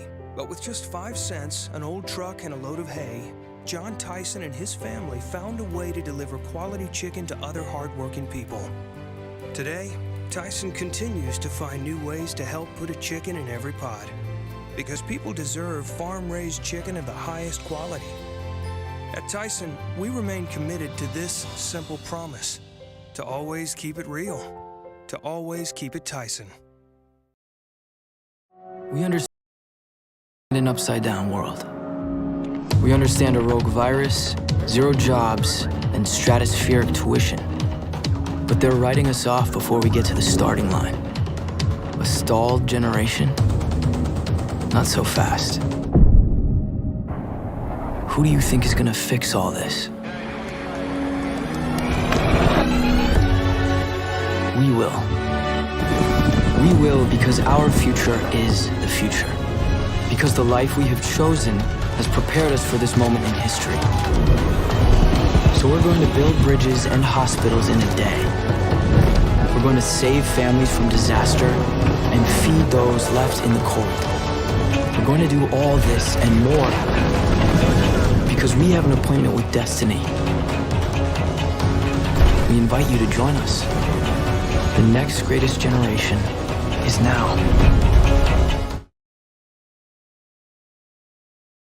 We see you. Your incredible potential and willpower set you apart. You're first to take that leap of faith. First to get to work. First to solve the problem. No burden should be carried alone. We'll be there. Every step, day, challenge. First is your destiny. We get it because first is who we are. Sales in Desark. A name you've come to know is the Arkansas winner of the Quality Dealer Award and top 5 dealer in the nation by the NIADA. Hey, I'm Dare Saul. Thank you to all of our loyal customers who's made D3 Auto Sales the #1 used independent in the state of Arkansas. Customer service and community has always been our main focus here at D3. Why are we different? It's our people, and our vehicles look different. Your color, your style, your financing. Call me now, D3 Auto Sales in Desark.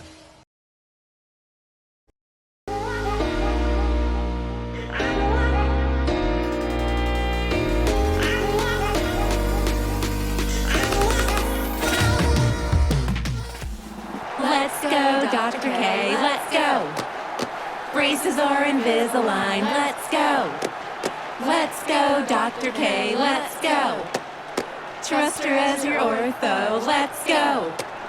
Let's go, Dr. K, let's go.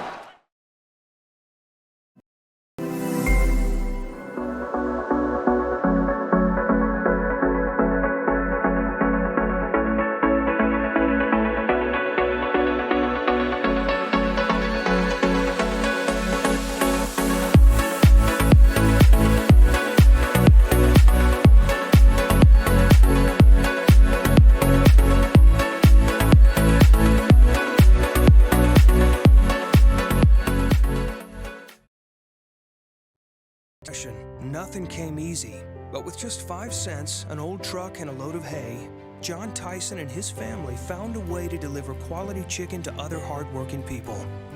Today, Tyson continues to find new ways to help put a chicken in every pot. Because people deserve farm-raised chicken of the highest quality. At Tyson, we remain committed to this simple promise: to always keep it real, to always keep it Tyson.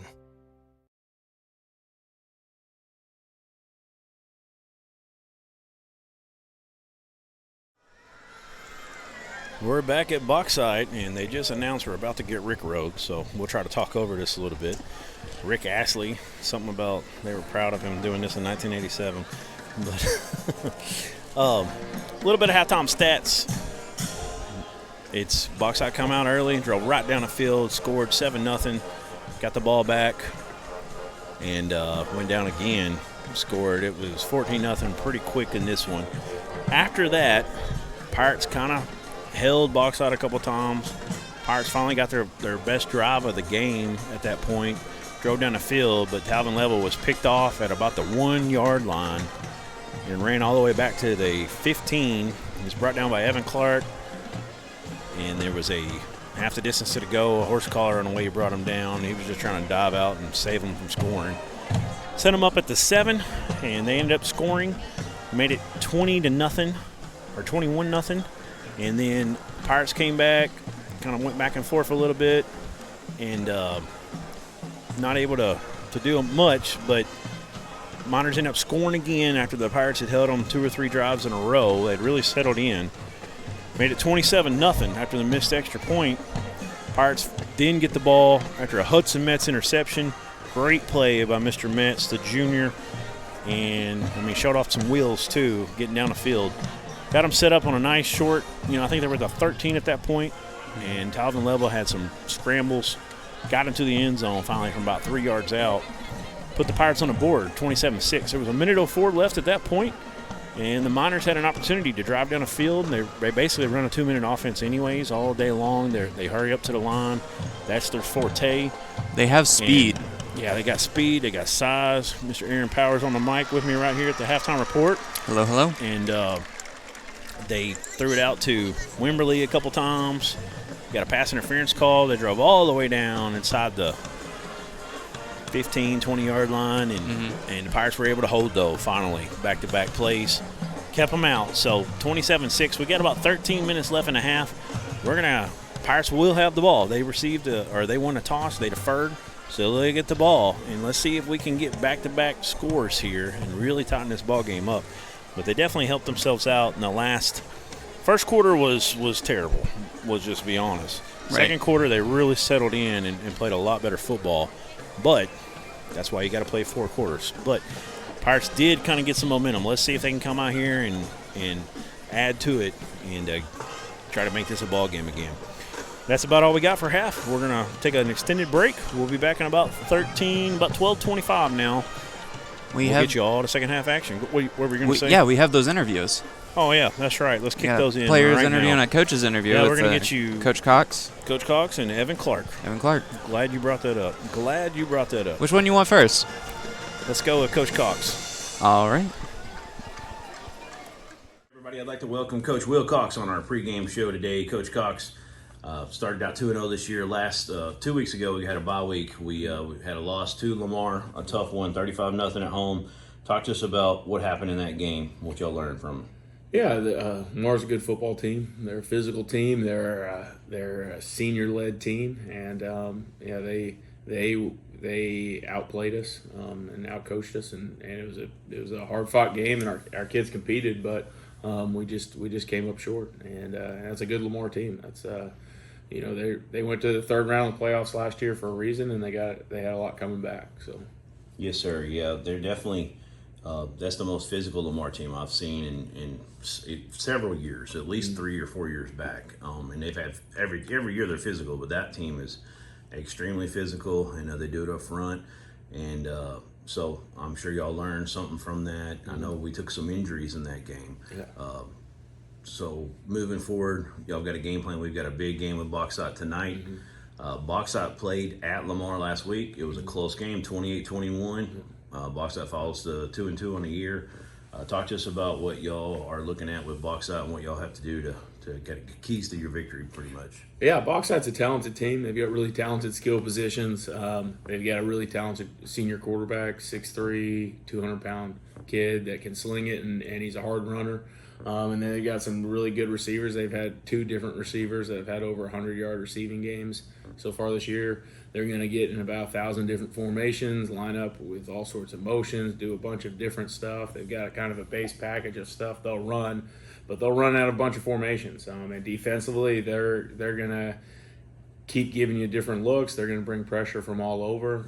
And so we've got to be sound up front on our offensive line and understand the rules and play, and play fast with our rules and not try and sort things out, but understand, our rules and blocking assignment. And defensively, we have to play sound football. We can't get too crazy complicated in what we're doing, because they're going to, like I said, they'll give us a bunch of different looks, and so we've got to capitalize on mistakes they make and force them to have long drives.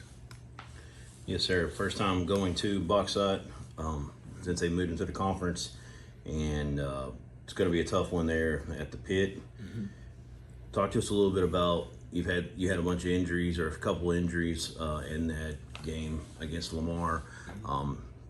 What's it look like quarterback situation with Wyatt being out for the time being, and moving forward? You know, with I know Landon Metter, a lot of different guys got banged up. How is all that looking? Yeah, we had a decent amount of guys get banged up. Luckily for us, we're in a position where we've got some depth across the board, and so the next guy.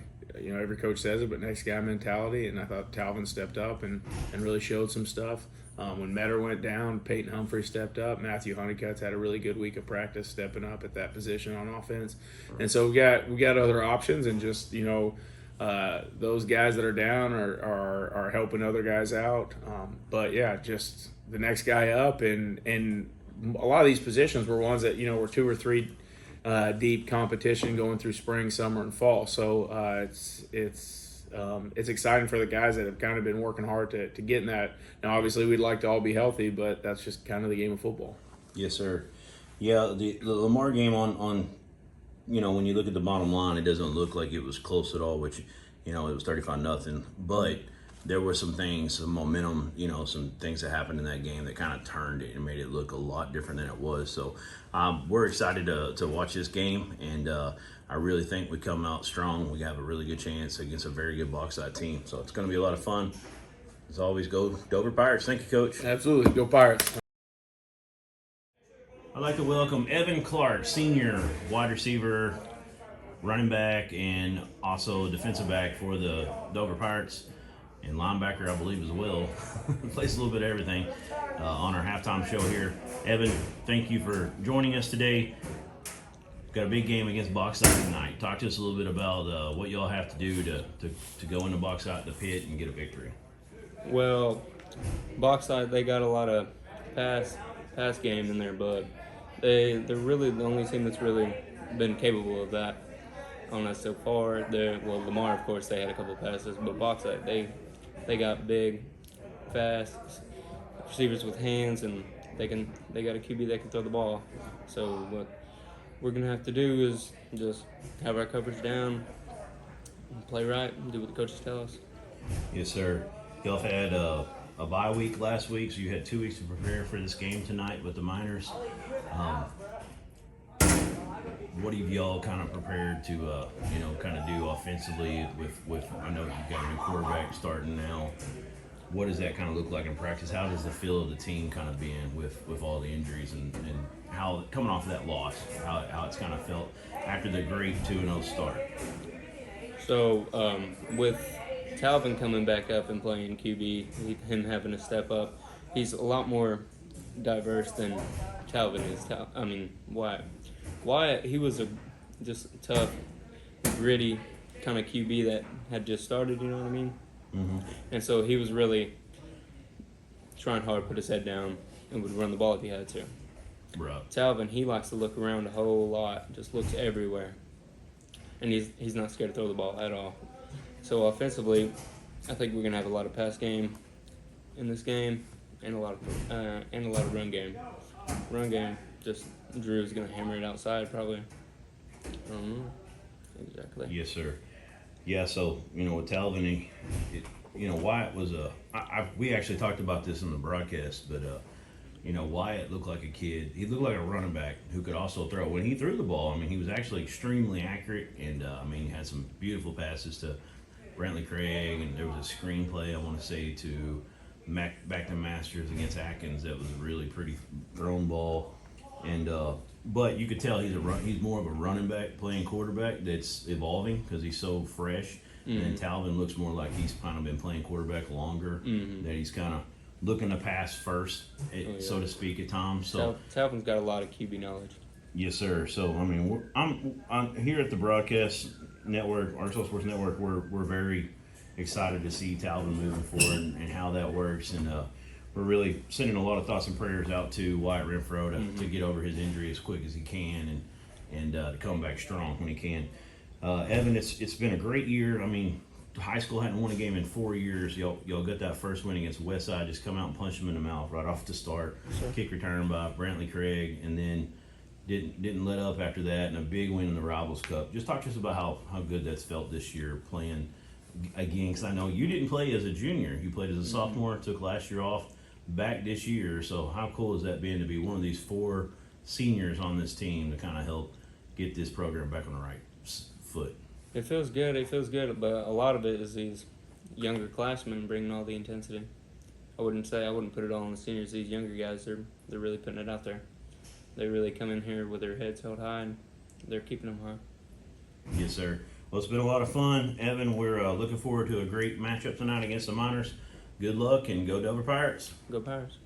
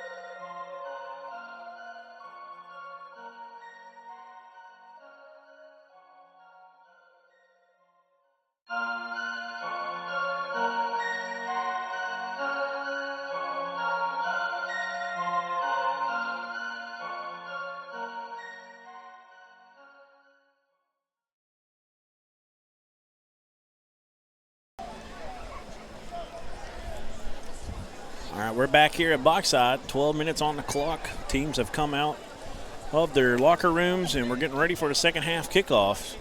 Pirates down 27-6, but we're going to get the football, so let's see if we can continue to climb back into this football game. We thought they were going to put 3 minutes back on the clock there after the time ticked down like they normally do, but they didn't. So Dover's not quite ready. Bauxite is. Now the Pirates are coming out of their huddle, and we should get this kickoff from Bauxite. You take out those two early drives from Bauxite where they ran up and down the field pretty quickly, 14-0, and then take out that big interception return. It's been a very even ball game, honestly. Doesn't feel that way because of the situation, but we're taking out a lot of things there. But yeah, I mean, really, the Pirates calmed down after they got hit in the mouth real quick early on, and they just gotta, this is a team that hadn't won a game in 4 years before this year, so they're learning. But this is kind of the game that you can build off of. They're gonna kick this one short. We got a fair catch right at the 32-yard line. So that was Jacob Baggett on the fair catch, and that's where the Pirates are going to start. First and 10 Pirates from the 32-yard line.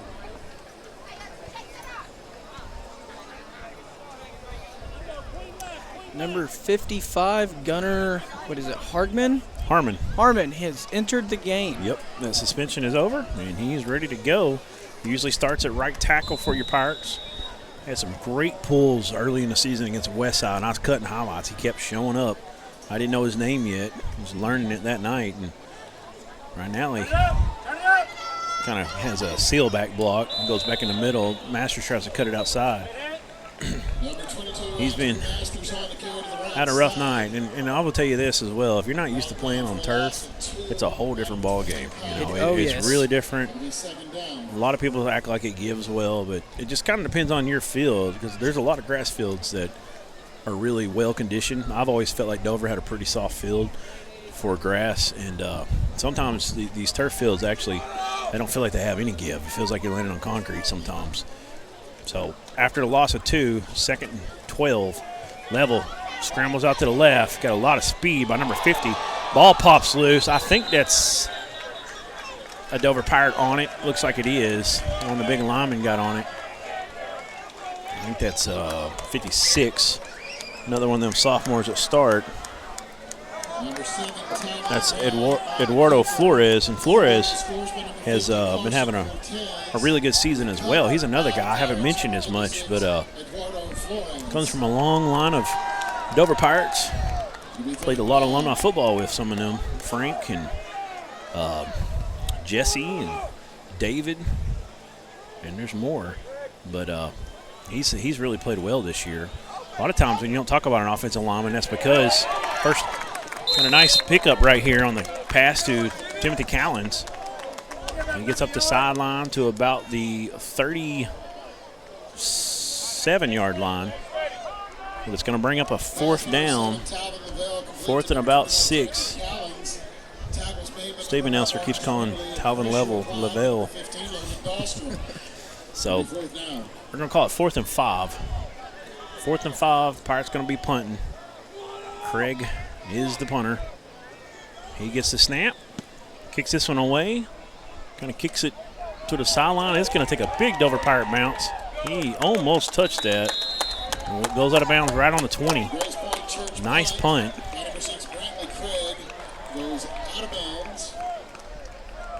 So from the 37 to 20, about a 43-yard punt there for Mr. Craig. Got a good bounce.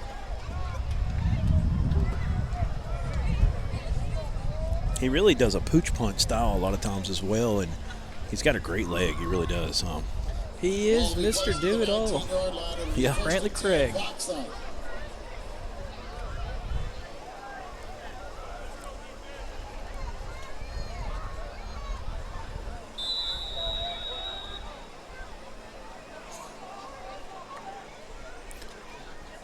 Bauxite hands it off.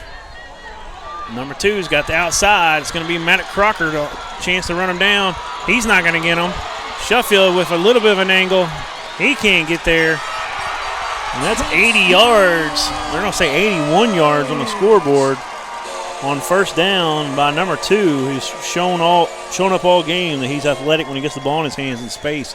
Noah Britton takes that one 81 yards. Hey, So your Pirates. Go ahead, Blake. I was going to say, really turned the Jets on that one. Yeah, he looked good. He's short, he's 5'9", 180, runs with leverage as well, and got a lot of speed. He's a big weapon, just a junior for these Miners. So Pirates not able to come out and score on that first drive to kind of get back in this football game, and then Bauxite scores on the first play. Got to keep that containment on the outside. Oh, and they're going to go for 2. They throw it away. It's going to be an incomplete pass. Had a little trick play there. They were trying to get 35 on the board. Now it's 33-6. And if they would just kick the extra point, they'd be in a mercy rule. No, they wouldn't have been 28. I'm sorry. I'm from Dover. Keep getting ahead. But no, I was wondering why they were going for 2, really. I guess they just wanted to get back on schedule with that. But 33-6. I don't like your hometown, Blake. Trying to go for 2 with a 27-point lead. Yeah, I didn't really understand that call. You couldn't see me, but I made it's the Bauxite way. Not a good face towards it. Yeah, I did see you actually, but I'm just giving you a hard time. You know that. I used to really like watching Bauxite when I was a kid on Friday Night Lights with Steve Sullivan. Dover's best season of all time, 11-1, 1996. We started 11-0. And that year, Bauxite won the 2A state championship. Their quarterback was Dan Dawson. You are correct. They went 14-0, 14 or 15. I think it was 14-0. It might have been 15.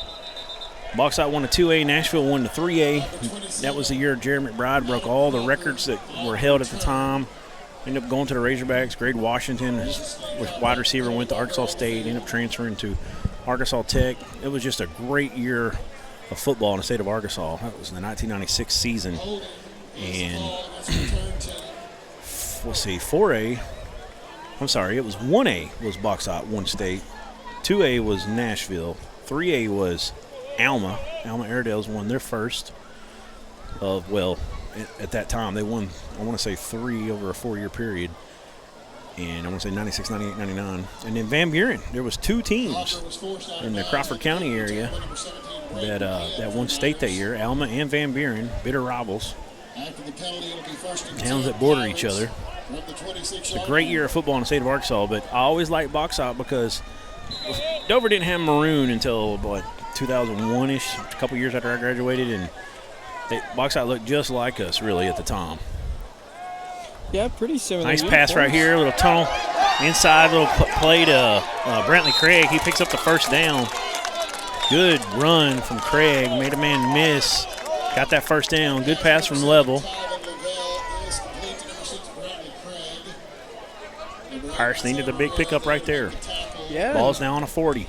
They gave it to Mr. Brantley Craig. Get him a lot of spark. Get him going here.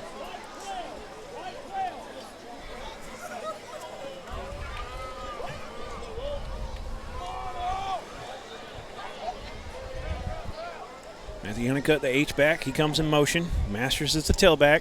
It's going to be a read play. Talvin pulls it. Got to make a man miss. He can't. He just had too many people in the backfield to try to miss. And he's going to lose yardage. Going to bring up second and about 12. Number 7, Talvin Lavelle, is brought down behind the line of scrimmage by number 28, Kyle Vokey. Loss of 2 of the play to be 7 down. Somebody called the Bauxite Stadium announcer and told him his name is Level.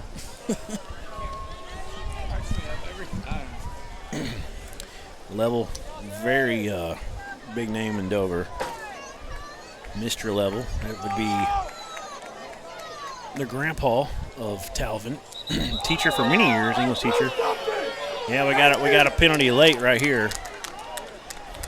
Gunnar Harmon and number 38 and Drew Masters back here. I think it's going to be on Bauxite number 38. There's a sling contact and penalty marker on the field.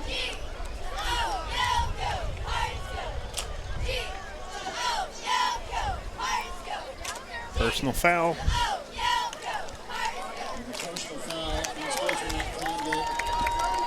On the Miners, so it'll be a 15-yarder. Pirates going to get the ball all the way up to the Bauxite between the 47 and the 48-yard lines.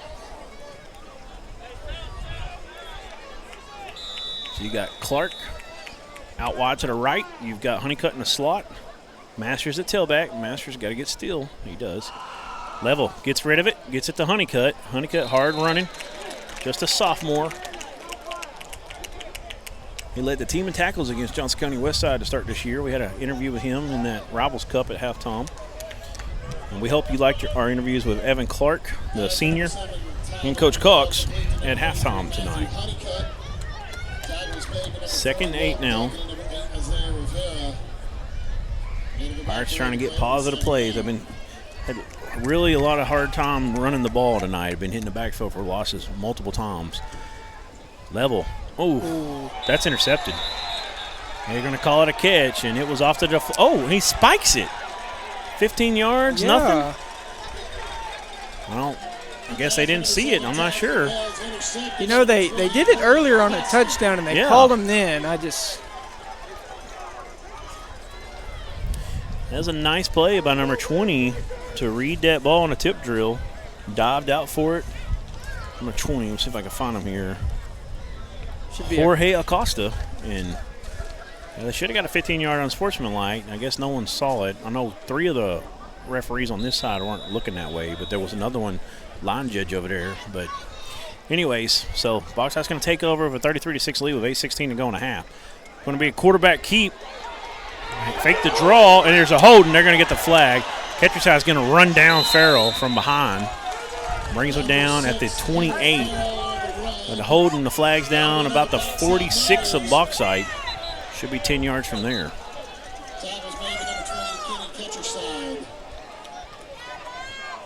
It was an easy holding, easy to see. One receiver out here in front on the Dover sideline.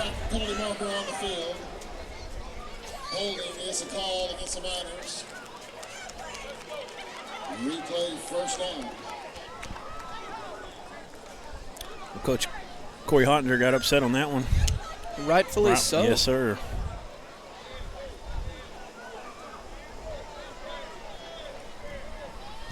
Going back them way up. All the way down to the 36. So they'll repeat the first down, but it's going to be 1st and 11. High snap is dropped but picked up. Now the quarterback's going to get a big run. There's another hold, nothing called. That was on Hudson Metz. Picked him up by a shoulder pass from the inside. But he scrambles all the way up to about the 47-yard line. Going to be close to a first down. Put it right on the 48. And they're going to call it a first down. 1st and 10. Sometimes you see that ball hit the ground, everybody kind of just loses containment of their spots, their gaps, and make a big play out of it, and that's what happened. It's a quick handoff. He got a big hole down the middle. That's number 7 for the Miners. He's finally ripped down by Colton. I'm sorry, that's number. Yeah, that was Colton Sheffield.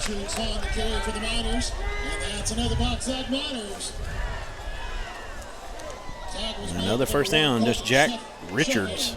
He's a junior running back, wide receiver running back. Miners are in business. They're driving. They're down to the Dover Pirate 37. Shotgun snap. He's looking to throw out to the right. A little tunnel screen. Or a bubble, I should say. And that's number 2, Noah Britton, had that big run, 81-yarder to start the second half. He gets a couple yards on it, brings up 2nd and 8. Ball is right on the 35-yard line. Another empty backfield, 5 wide, 3 to the right, 2 to the left. Little tunnel screen again. Pirates do a little bit better job, and then he takes a good pop. Pirates did a good job swarming.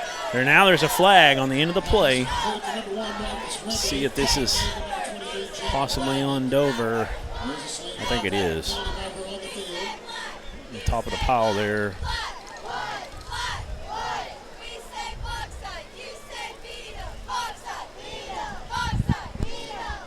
going to be on the Pirates. And a personal foul.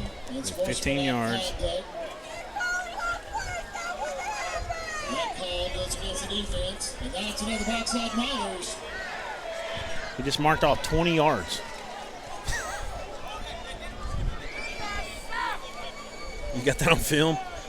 I counted 21 steps where he set the ball down. Yeah, I'm not he really. Said 20 for fun, but. After the penalties marked off, the Miners have now entered the State Farm Red Zone, sponsored by State Farm. They hurry up to the line. Do have a H-back and a running back. That's number 31 to hand it to. He's hit immediately. We still don't have his number. And we're not live right now because of the internet issues we've had over here, so not able to find out in the comments who that is. We've pulled 2 different rosters for them, 2 different websites, and not able to find number 31. He's had a great game. He's been a really good weapon for the Miners tonight. Level directing offense. He's got Britton almost intercepted by Matt Crocker. Crocker comes down and bats it down.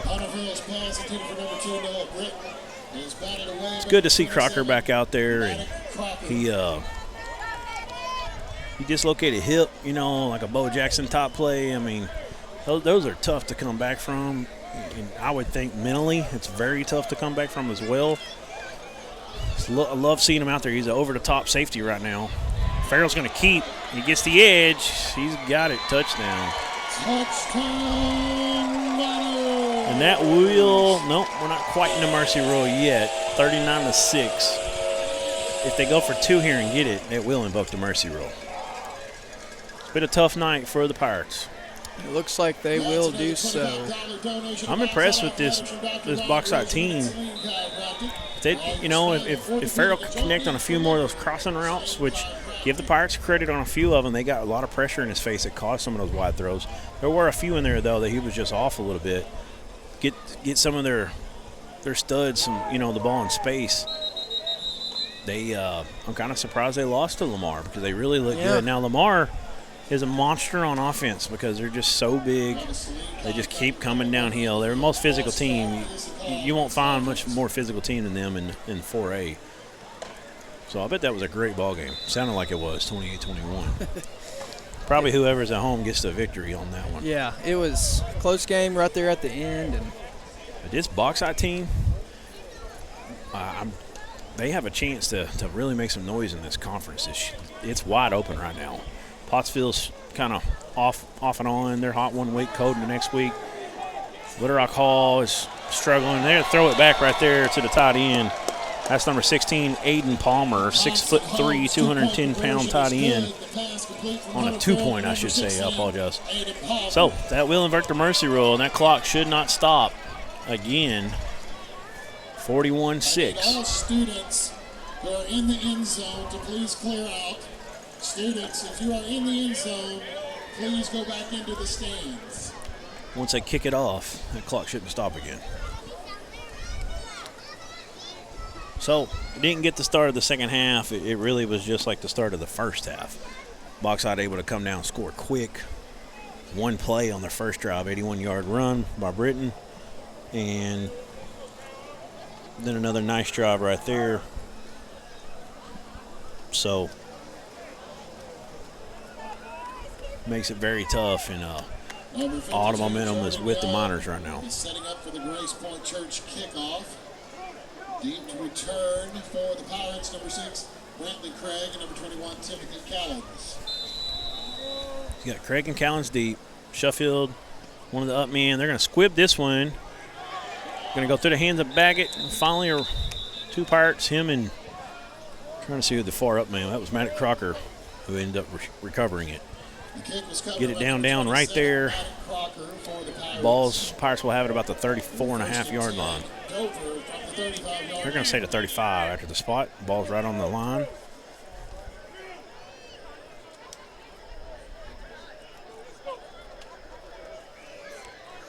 I'd like to see this team come out here and keep playing hard, though.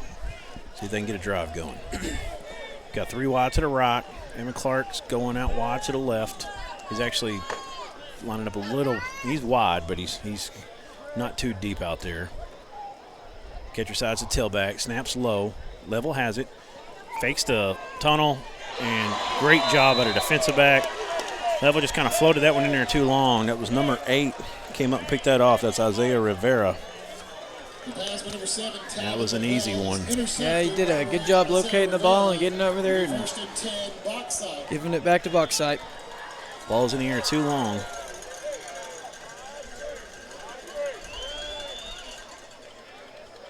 Good job by the defensive back. So clock is rolling though. 5:05 to go. 41-6. They got a new quarterback in.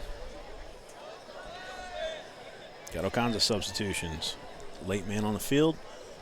Still got 12 on the clock though. Oh, it's a fumble. I think the Pirates, I don't know who's got it. Their Pirates are saying they have it. I believe they do. I'm trying to see who that is. Keep the camera on him as he comes up. Is that Eli Jacobs? And he's had a couple turnovers this year. Good job by one of the Fab Four seniors. So they bring in some backups, and they fumbled a first snap. Pirates get it back. Tavin Level back at quarterback. Catcher side's the tailback. Matthew Honeycutt the H-back. We've got Callens and Clark wide to the right. Craig wide to the left. Honeycutt's in motion. Snap goes to the hands of Level. He gets it. He's going to get hit immediately, though. It's going to be a huge loss. All the way back to the 25. It's going to be a loss of about 14 on the play. It's going to bring up second and 24. They're actually going to give him the 28. So a couple yards short or better than I thought. Number 7, Talvin Lavelle. Tackled in the backfield by number 54, Nathan Buller. So the ball's on the 28. Pirates got to get to the 49 for a first down. 49 of Dover. Honeycutt.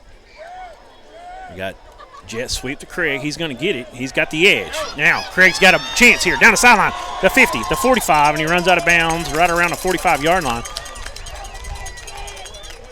Good job. They finally get him out in space, and he got the edge. And you're flirting with danger if you ever let Craig get the edge. Yeah, he's able to turn the jets on and get upfield. They say he ran out at the 50, but it's just enough for a first down. Needed to get to the 49. He got to the 50. 50-cent hamburgers and hot dogs at the concession stand. So here we go. Levels. The quarterback. Got an H-back and Honeycutt. They give it to catcher side. Over to the right side. He's got 5 yards. He's got about 8. He's wrestled down right around the 42, 41-yard line. Kind of ran over the top of Callens. Callens definitely is tough. Going to come out for a little bit. I don't know if he got a cleat to the side or what happened there. Got rode over by catcher side and a couple of minors. 2nd and 2. It'll be 2nd and 1. 2nd and 1. I apologize.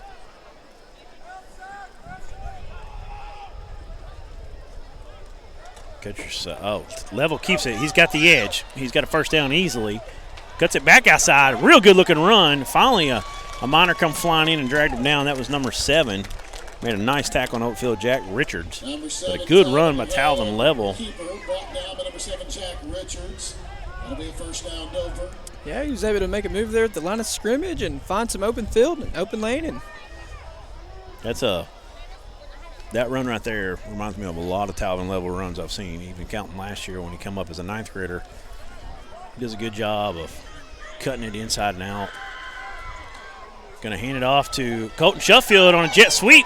Shuffield trying to get the edge, tries a stiff arm. Real close to another Dover Pirate first down. They try to rip the ball out at the last second. Bauxite says they do, but they're saying he's down. Going to be Dover ball, and it is a first down. That'll move the sticks. Minute 05 and counting left in the third. 41-6 still. Pirates driving. Good run by Colton Shuffield. I like seeing some of these guys get the ball. They don't get it a whole lot. Shuffield looks good running the football. Evan Clark looked good earlier in the game. Talvin Level, he's in the shotgun. Catcher side is alongside him. Here comes Craig in motion. They're going to hand it. Nope, he's going to keep it. Almost faked me out there, but he gets hit immediately. For sure. I think he would have done better that time, the numbers-wise, to give it to Craig. He got hit immediately. They come through that line. 3 men in the backfield. It's going to be a loss. 2nd and 11, according to the scoreboard. Hard to see where we're at.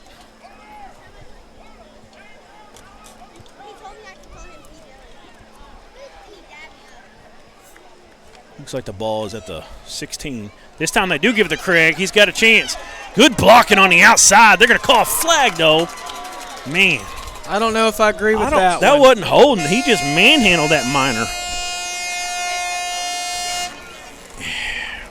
That's tough because even if he doesn't touch him there, I think Craig had a good chance to make one man miss. Would have been a touchdown. Was that Clark, 26? I think it was.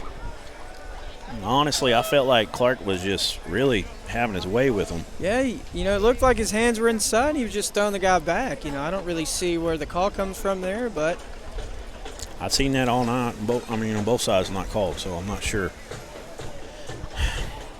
One of those tough ones because it looked like he was just being physical, doing what you're coached to do. Mm-hmm. They're going to mark it back. We'll replay it down. Where did they say it happened at? Because he's still walking. Oh, they're reversing field. I was like, man, this is not right. Okay, we're going to take a quick break. We'll be back in about 30 seconds right here on ASN.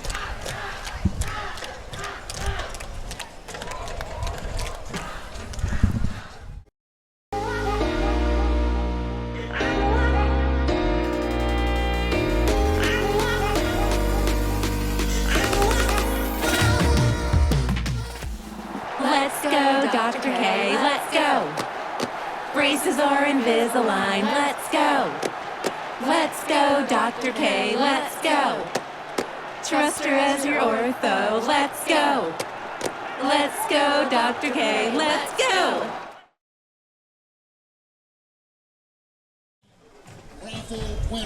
Okay, we're back here after the penalty.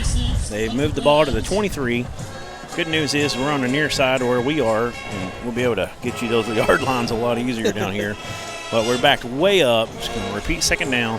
Got to get to, I believe, about the 2-yard line for a first down. I want to thank our sponsors again. Lynch Farms have been a big help this season. I want to appreciate Kyle and Shauna Lynch and their family for sponsoring the Arkansas Sports Network. Tyson, Army Arkansas National Guard, Arkansas Tech University. A lot of these young men have an opportunity to go there. A lot of people watching. I went to Arkansas Tech for a little while. My wife's about to graduate from there. My dad played football for Arkansas Tech in the 70s. He's a Tech alum. Mr. Blake Garrett about to graduate in about a year and a half or so. My color man here. Lots of Arkansas Tech connections throughout the state and throughout the Dover School District. It's a great and school. We want to appreciate it, ATU. What do you think? Are they going to change the mascot to Bulldogs straight up and down, or good run by Kenny Kedgerside all the way down to 15, busting tackles. He's that rolling bowling ball of butcher knives. Hard to bring down, low to the ground. I love watching Kenny run. Got pulled out of his shoe this time, but forgot what we were saying. We're talking about Tech, but yeah. We actually, talking about the mascot, we actually just got a new Jerry. Last week, got a new Jerry. Jerry 6, I believe. Yeah. And they're having a vote right now. They're about changing it to the Bulldogs. No more Wonder Boys and Golden Sons if it passes. I don't think it will, but it might. And I'm friends with Heather Strassner and her husband, and he's the voice of the Arkansas Tech Wonder Boys. Touchdown. Great run by Brantley Craig on a jet sweep. 41-12 with 11:02 and counting. And they actually keep Jerry at their house. They are the official, mascot chaperones, I guess is how you say it. And so I'm not sure what their thoughts are on it, if they want it to be the Bulldogs, but I know they're endeared to that dog for sure. Oh, absolutely. And pretty cool thing to getting to take care of him. I know they love it. Oh, there's got to be a flag. Nothing called. Craig got knocked off his course. Not sure. Ball was way overthrown. He couldn't get there. So 41-12, 10:25 and going.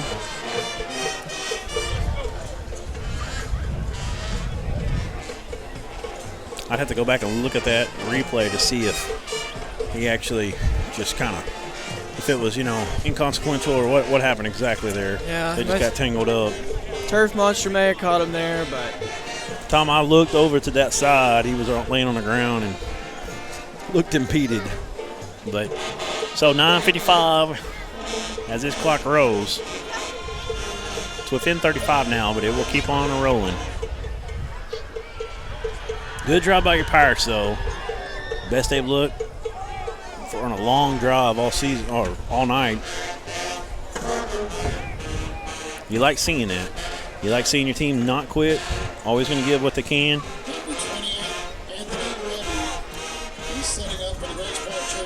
We'll continue to thank these sponsors. We've got to have another Dr. K kickoff right here. Dr. K orthodontist. Left foot kick that time. Going to be fielded. He's got a wall here. He runs it back inside.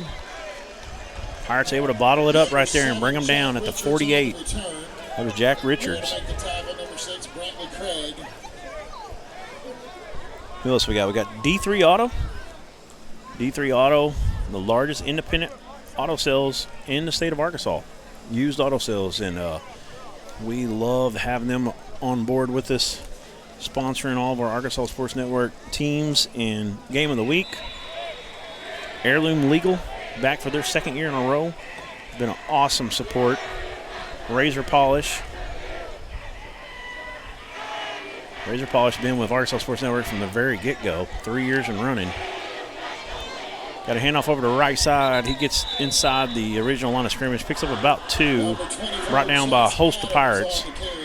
They'll give him 3 on the play. We're going to have a Tyson player of the game to announce at the end of this one. So we got it's actually not the player of the game. It's a Tyson player of the week. We don't have a sponsor right now for our player of the game.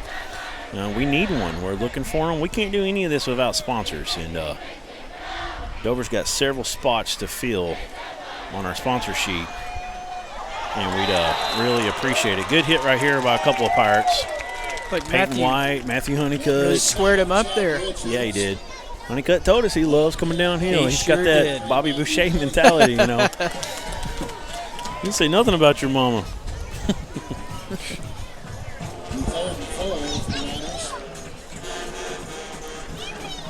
So 3rd and about 4. Ball is on the 47 of Dover. See if the Pirates can hold them right here and give them the punt. They got an H-back. Got them in motion. They're off sides. False start. Back them up 5. That's going to turn 3rd and 4 into 3rd and 9. It's huge for this Pirate defense. Yeah, a lot of young guys out there on the field. Got number 40 out there as well. Haven't called his name in a little bit. That's sophomore Ty George. Played a lot of football this season. 88's out there. That's sophomore Hayden Harrison. Playing a little linebacker. Matt Crocker playing over the top safety. We're going to hand it off to the right side. And they're going to rip him down, though. I think he's going to be short. It's going to be real close. Number 7, Jack Richards on the carry to the right side. It's going to bring up a 4th and about 2. Ball's back on the 45-yard line. See if the Miners decide to punt. I haven't seen them punt all night. But I believe they've gone for it. So, nope, no punting here. High snap, quarterback pulls it down. They get him in the backfield. That's Peyton Humphrey. Great play. And Gunnar Harmon, and also Peyton White in there as well. Great job by the Pirates to get them off the field. Turnover on downs. Second one I can remember tonight. So the Pirates get it back here. Let's see if we can go get 20 points on the board. Never quit. Keep moving forward. Got to take your positives where you can get them. It's been a tough night. You got busted right in the mouth right off the bat. But this team is still out there. They're still throwing blows. It ain't a knockout.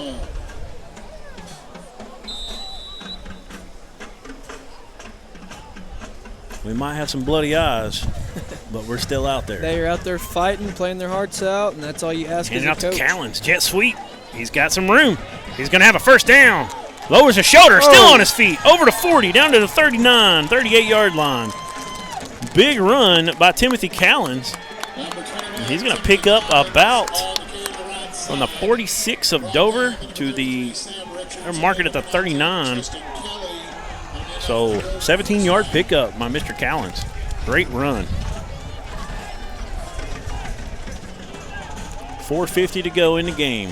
41-12. Ball is on that 39. We've got 3 wide. Got an H-back up tight. That's Honeycutt, comes in motion. Handed off to Catcher side. Catcher side runs over to the right side. He's going to pick up about 7 or 8 yards. Good run on first down for the Dover. Ozark Memories Day tomorrow. Big deal at Dover. Blake's looking at me like, what? You know, we haven't talked about it enough this year, but Ozark Memories Day, September 24th.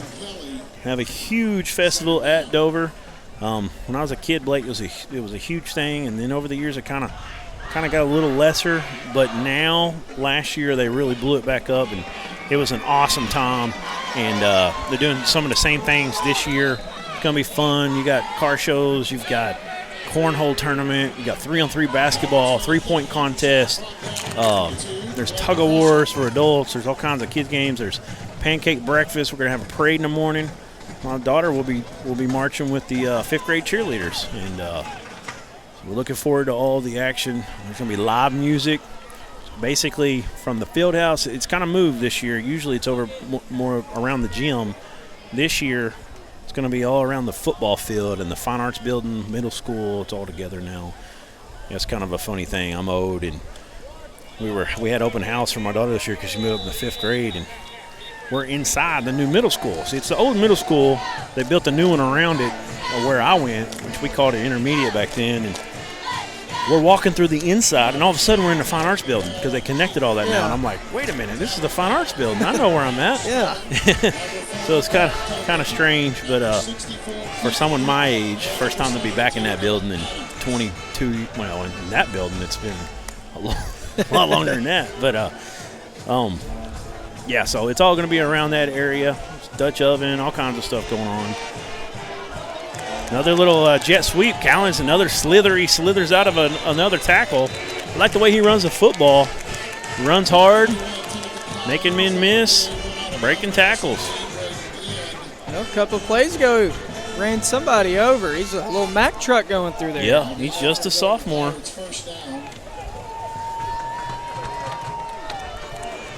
Man, so many talented sophomores on this team. A lot of talented juniors as well, and not many of them, but the 4 seniors we got are 4 good ones. Catcher side is one of them right now. Callens comes in motion again. This time Level's going to keep over the right side, weaving his way through traffic. Gets up to real close to the 15-yard line. I'm going to say he's at the 16. Bring up 2nd and 7. 1:48 to go. Pirates trying to get one in the end zone again.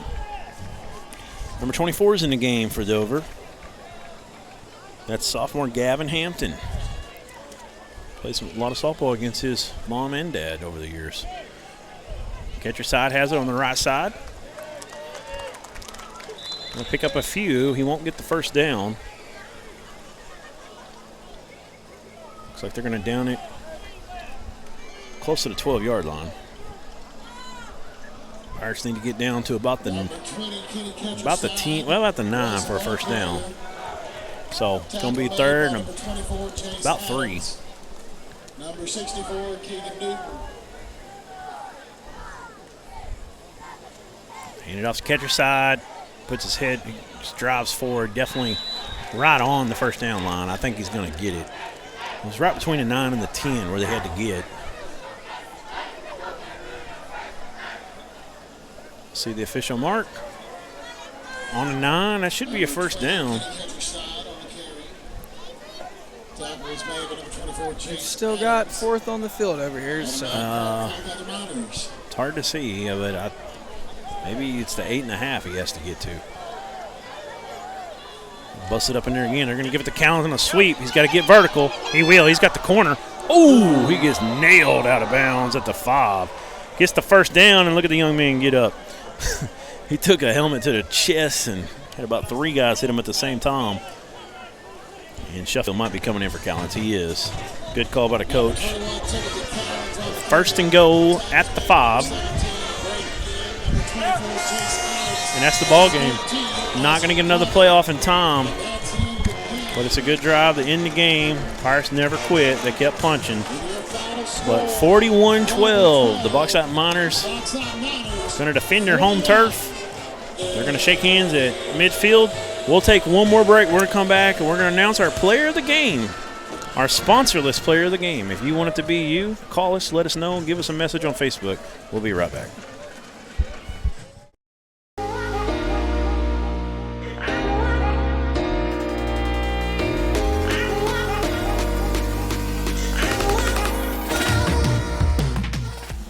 Let's go, Dr. K, let's go. Braces are Invisalign, let's go. Let's go, Dr. K, let's go. Trust her as your ortho, let's go. Let's go, Dr. K, let's go. The news says Gen Z is struggling. I've got news for them. I wait tables, but last week I built a field hospital. I put out a forest fire. I stopped 1,000 attackers. And a natural disaster. I've saved lives. And led a team on patrol. I serve. While I go to school full-time. While I work full-time. The greater the challenge, the stronger we become.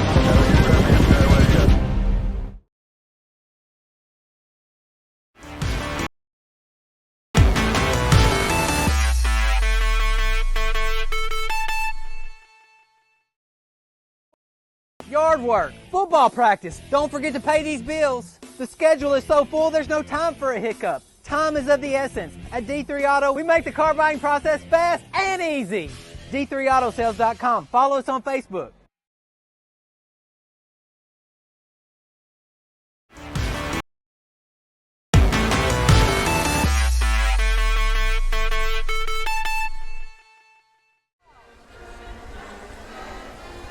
All right, we are back. Fixing to go to the house, but not yet, Aaron. Hit the wrong button there. But anyways, we are back, and we have a player of the game to announce. And we gave it to Timothy Collins last game. He ran hard there tonight. Level had some moments. Evan Clark ran that guy down. You know, we could go a few different ways.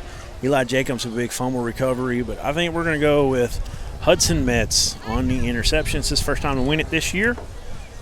Got that interception and ran off down the field, and he was flying too. Had one guy was able to get to him, but really like the way he played tonight. So he's gonna get our player of the game, Mr. Hudson Metz, number 51, the junior for your Dover Pirates. We appreciate that. He'll get his name entered with a chance to win the Tyson Player of the Week with Pottsville's Player of the Game and Dardanelle's Player of the Game. So he has an opportunity to possibly win that. We'll keep you posted. We appreciate everybody watching this game. We know you're not watching it live because we weren't able to get the internet out. Had some issues with the computers, but we got everything going right at game time. And we appreciate everybody that has tuned in to watch this game. Pirates did show some things at times. They didn't quit here at the end. They kept driving. They had an opportunity. It was a nice drive before half. After the Hudson Metz interception, set them up the short field, made it 27-6. Then they held them because Bauxite come down the field and tried to score. They bent. They didn't break there. And then the Pirates had an opportunity to possibly come in the second half and make it even tighter. But Bauxite started the second half just like they started the first half with back-to-back touchdown drives. And that made it tough. But your Pirates definitely got some things on tape. They got a lot of people in the game playing, a lot of things that coaches can look at and build off of. Next week, we're going to have Little Rock Hall, and it's going to be at Dover. Little Rock Hall is reeling this year, had some tough games, and the Pirates have a very good opportunity. They definitely need to take the positive out of this game. That last drive to get down the field, they ran out of time, but things of that nature, they need to definitely move forward with it. And put their best foot forward, because I feel like they got a great opportunity to get back on the winning side of things next week at Jack Berry Field. But that's about it for tonight. We're going to wrap it up. We want everybody to come out to Ozark Memories Day. We're going to try to upload this tonight or in the morning, so you may be watching it as we speak, but try to come out to Ozark Memories Day. It's going to be a great one, and the Dover Chamber of Commerce is helping put that on, and I know they would appreciate everybody that can come out, and everybody that's doing something in that, the parade or whatnot would also appreciate it. Lots of vendors out there as well. So we're going to call it a night, though, from Bauxite, from myself, Jaran Miller, from my color man, Blake Garrett, and my producer, the Wizard of Oz, Mr. Aaron Powers. We're going to say goodnight from the pit. Everybody have a good one. Go Pirates.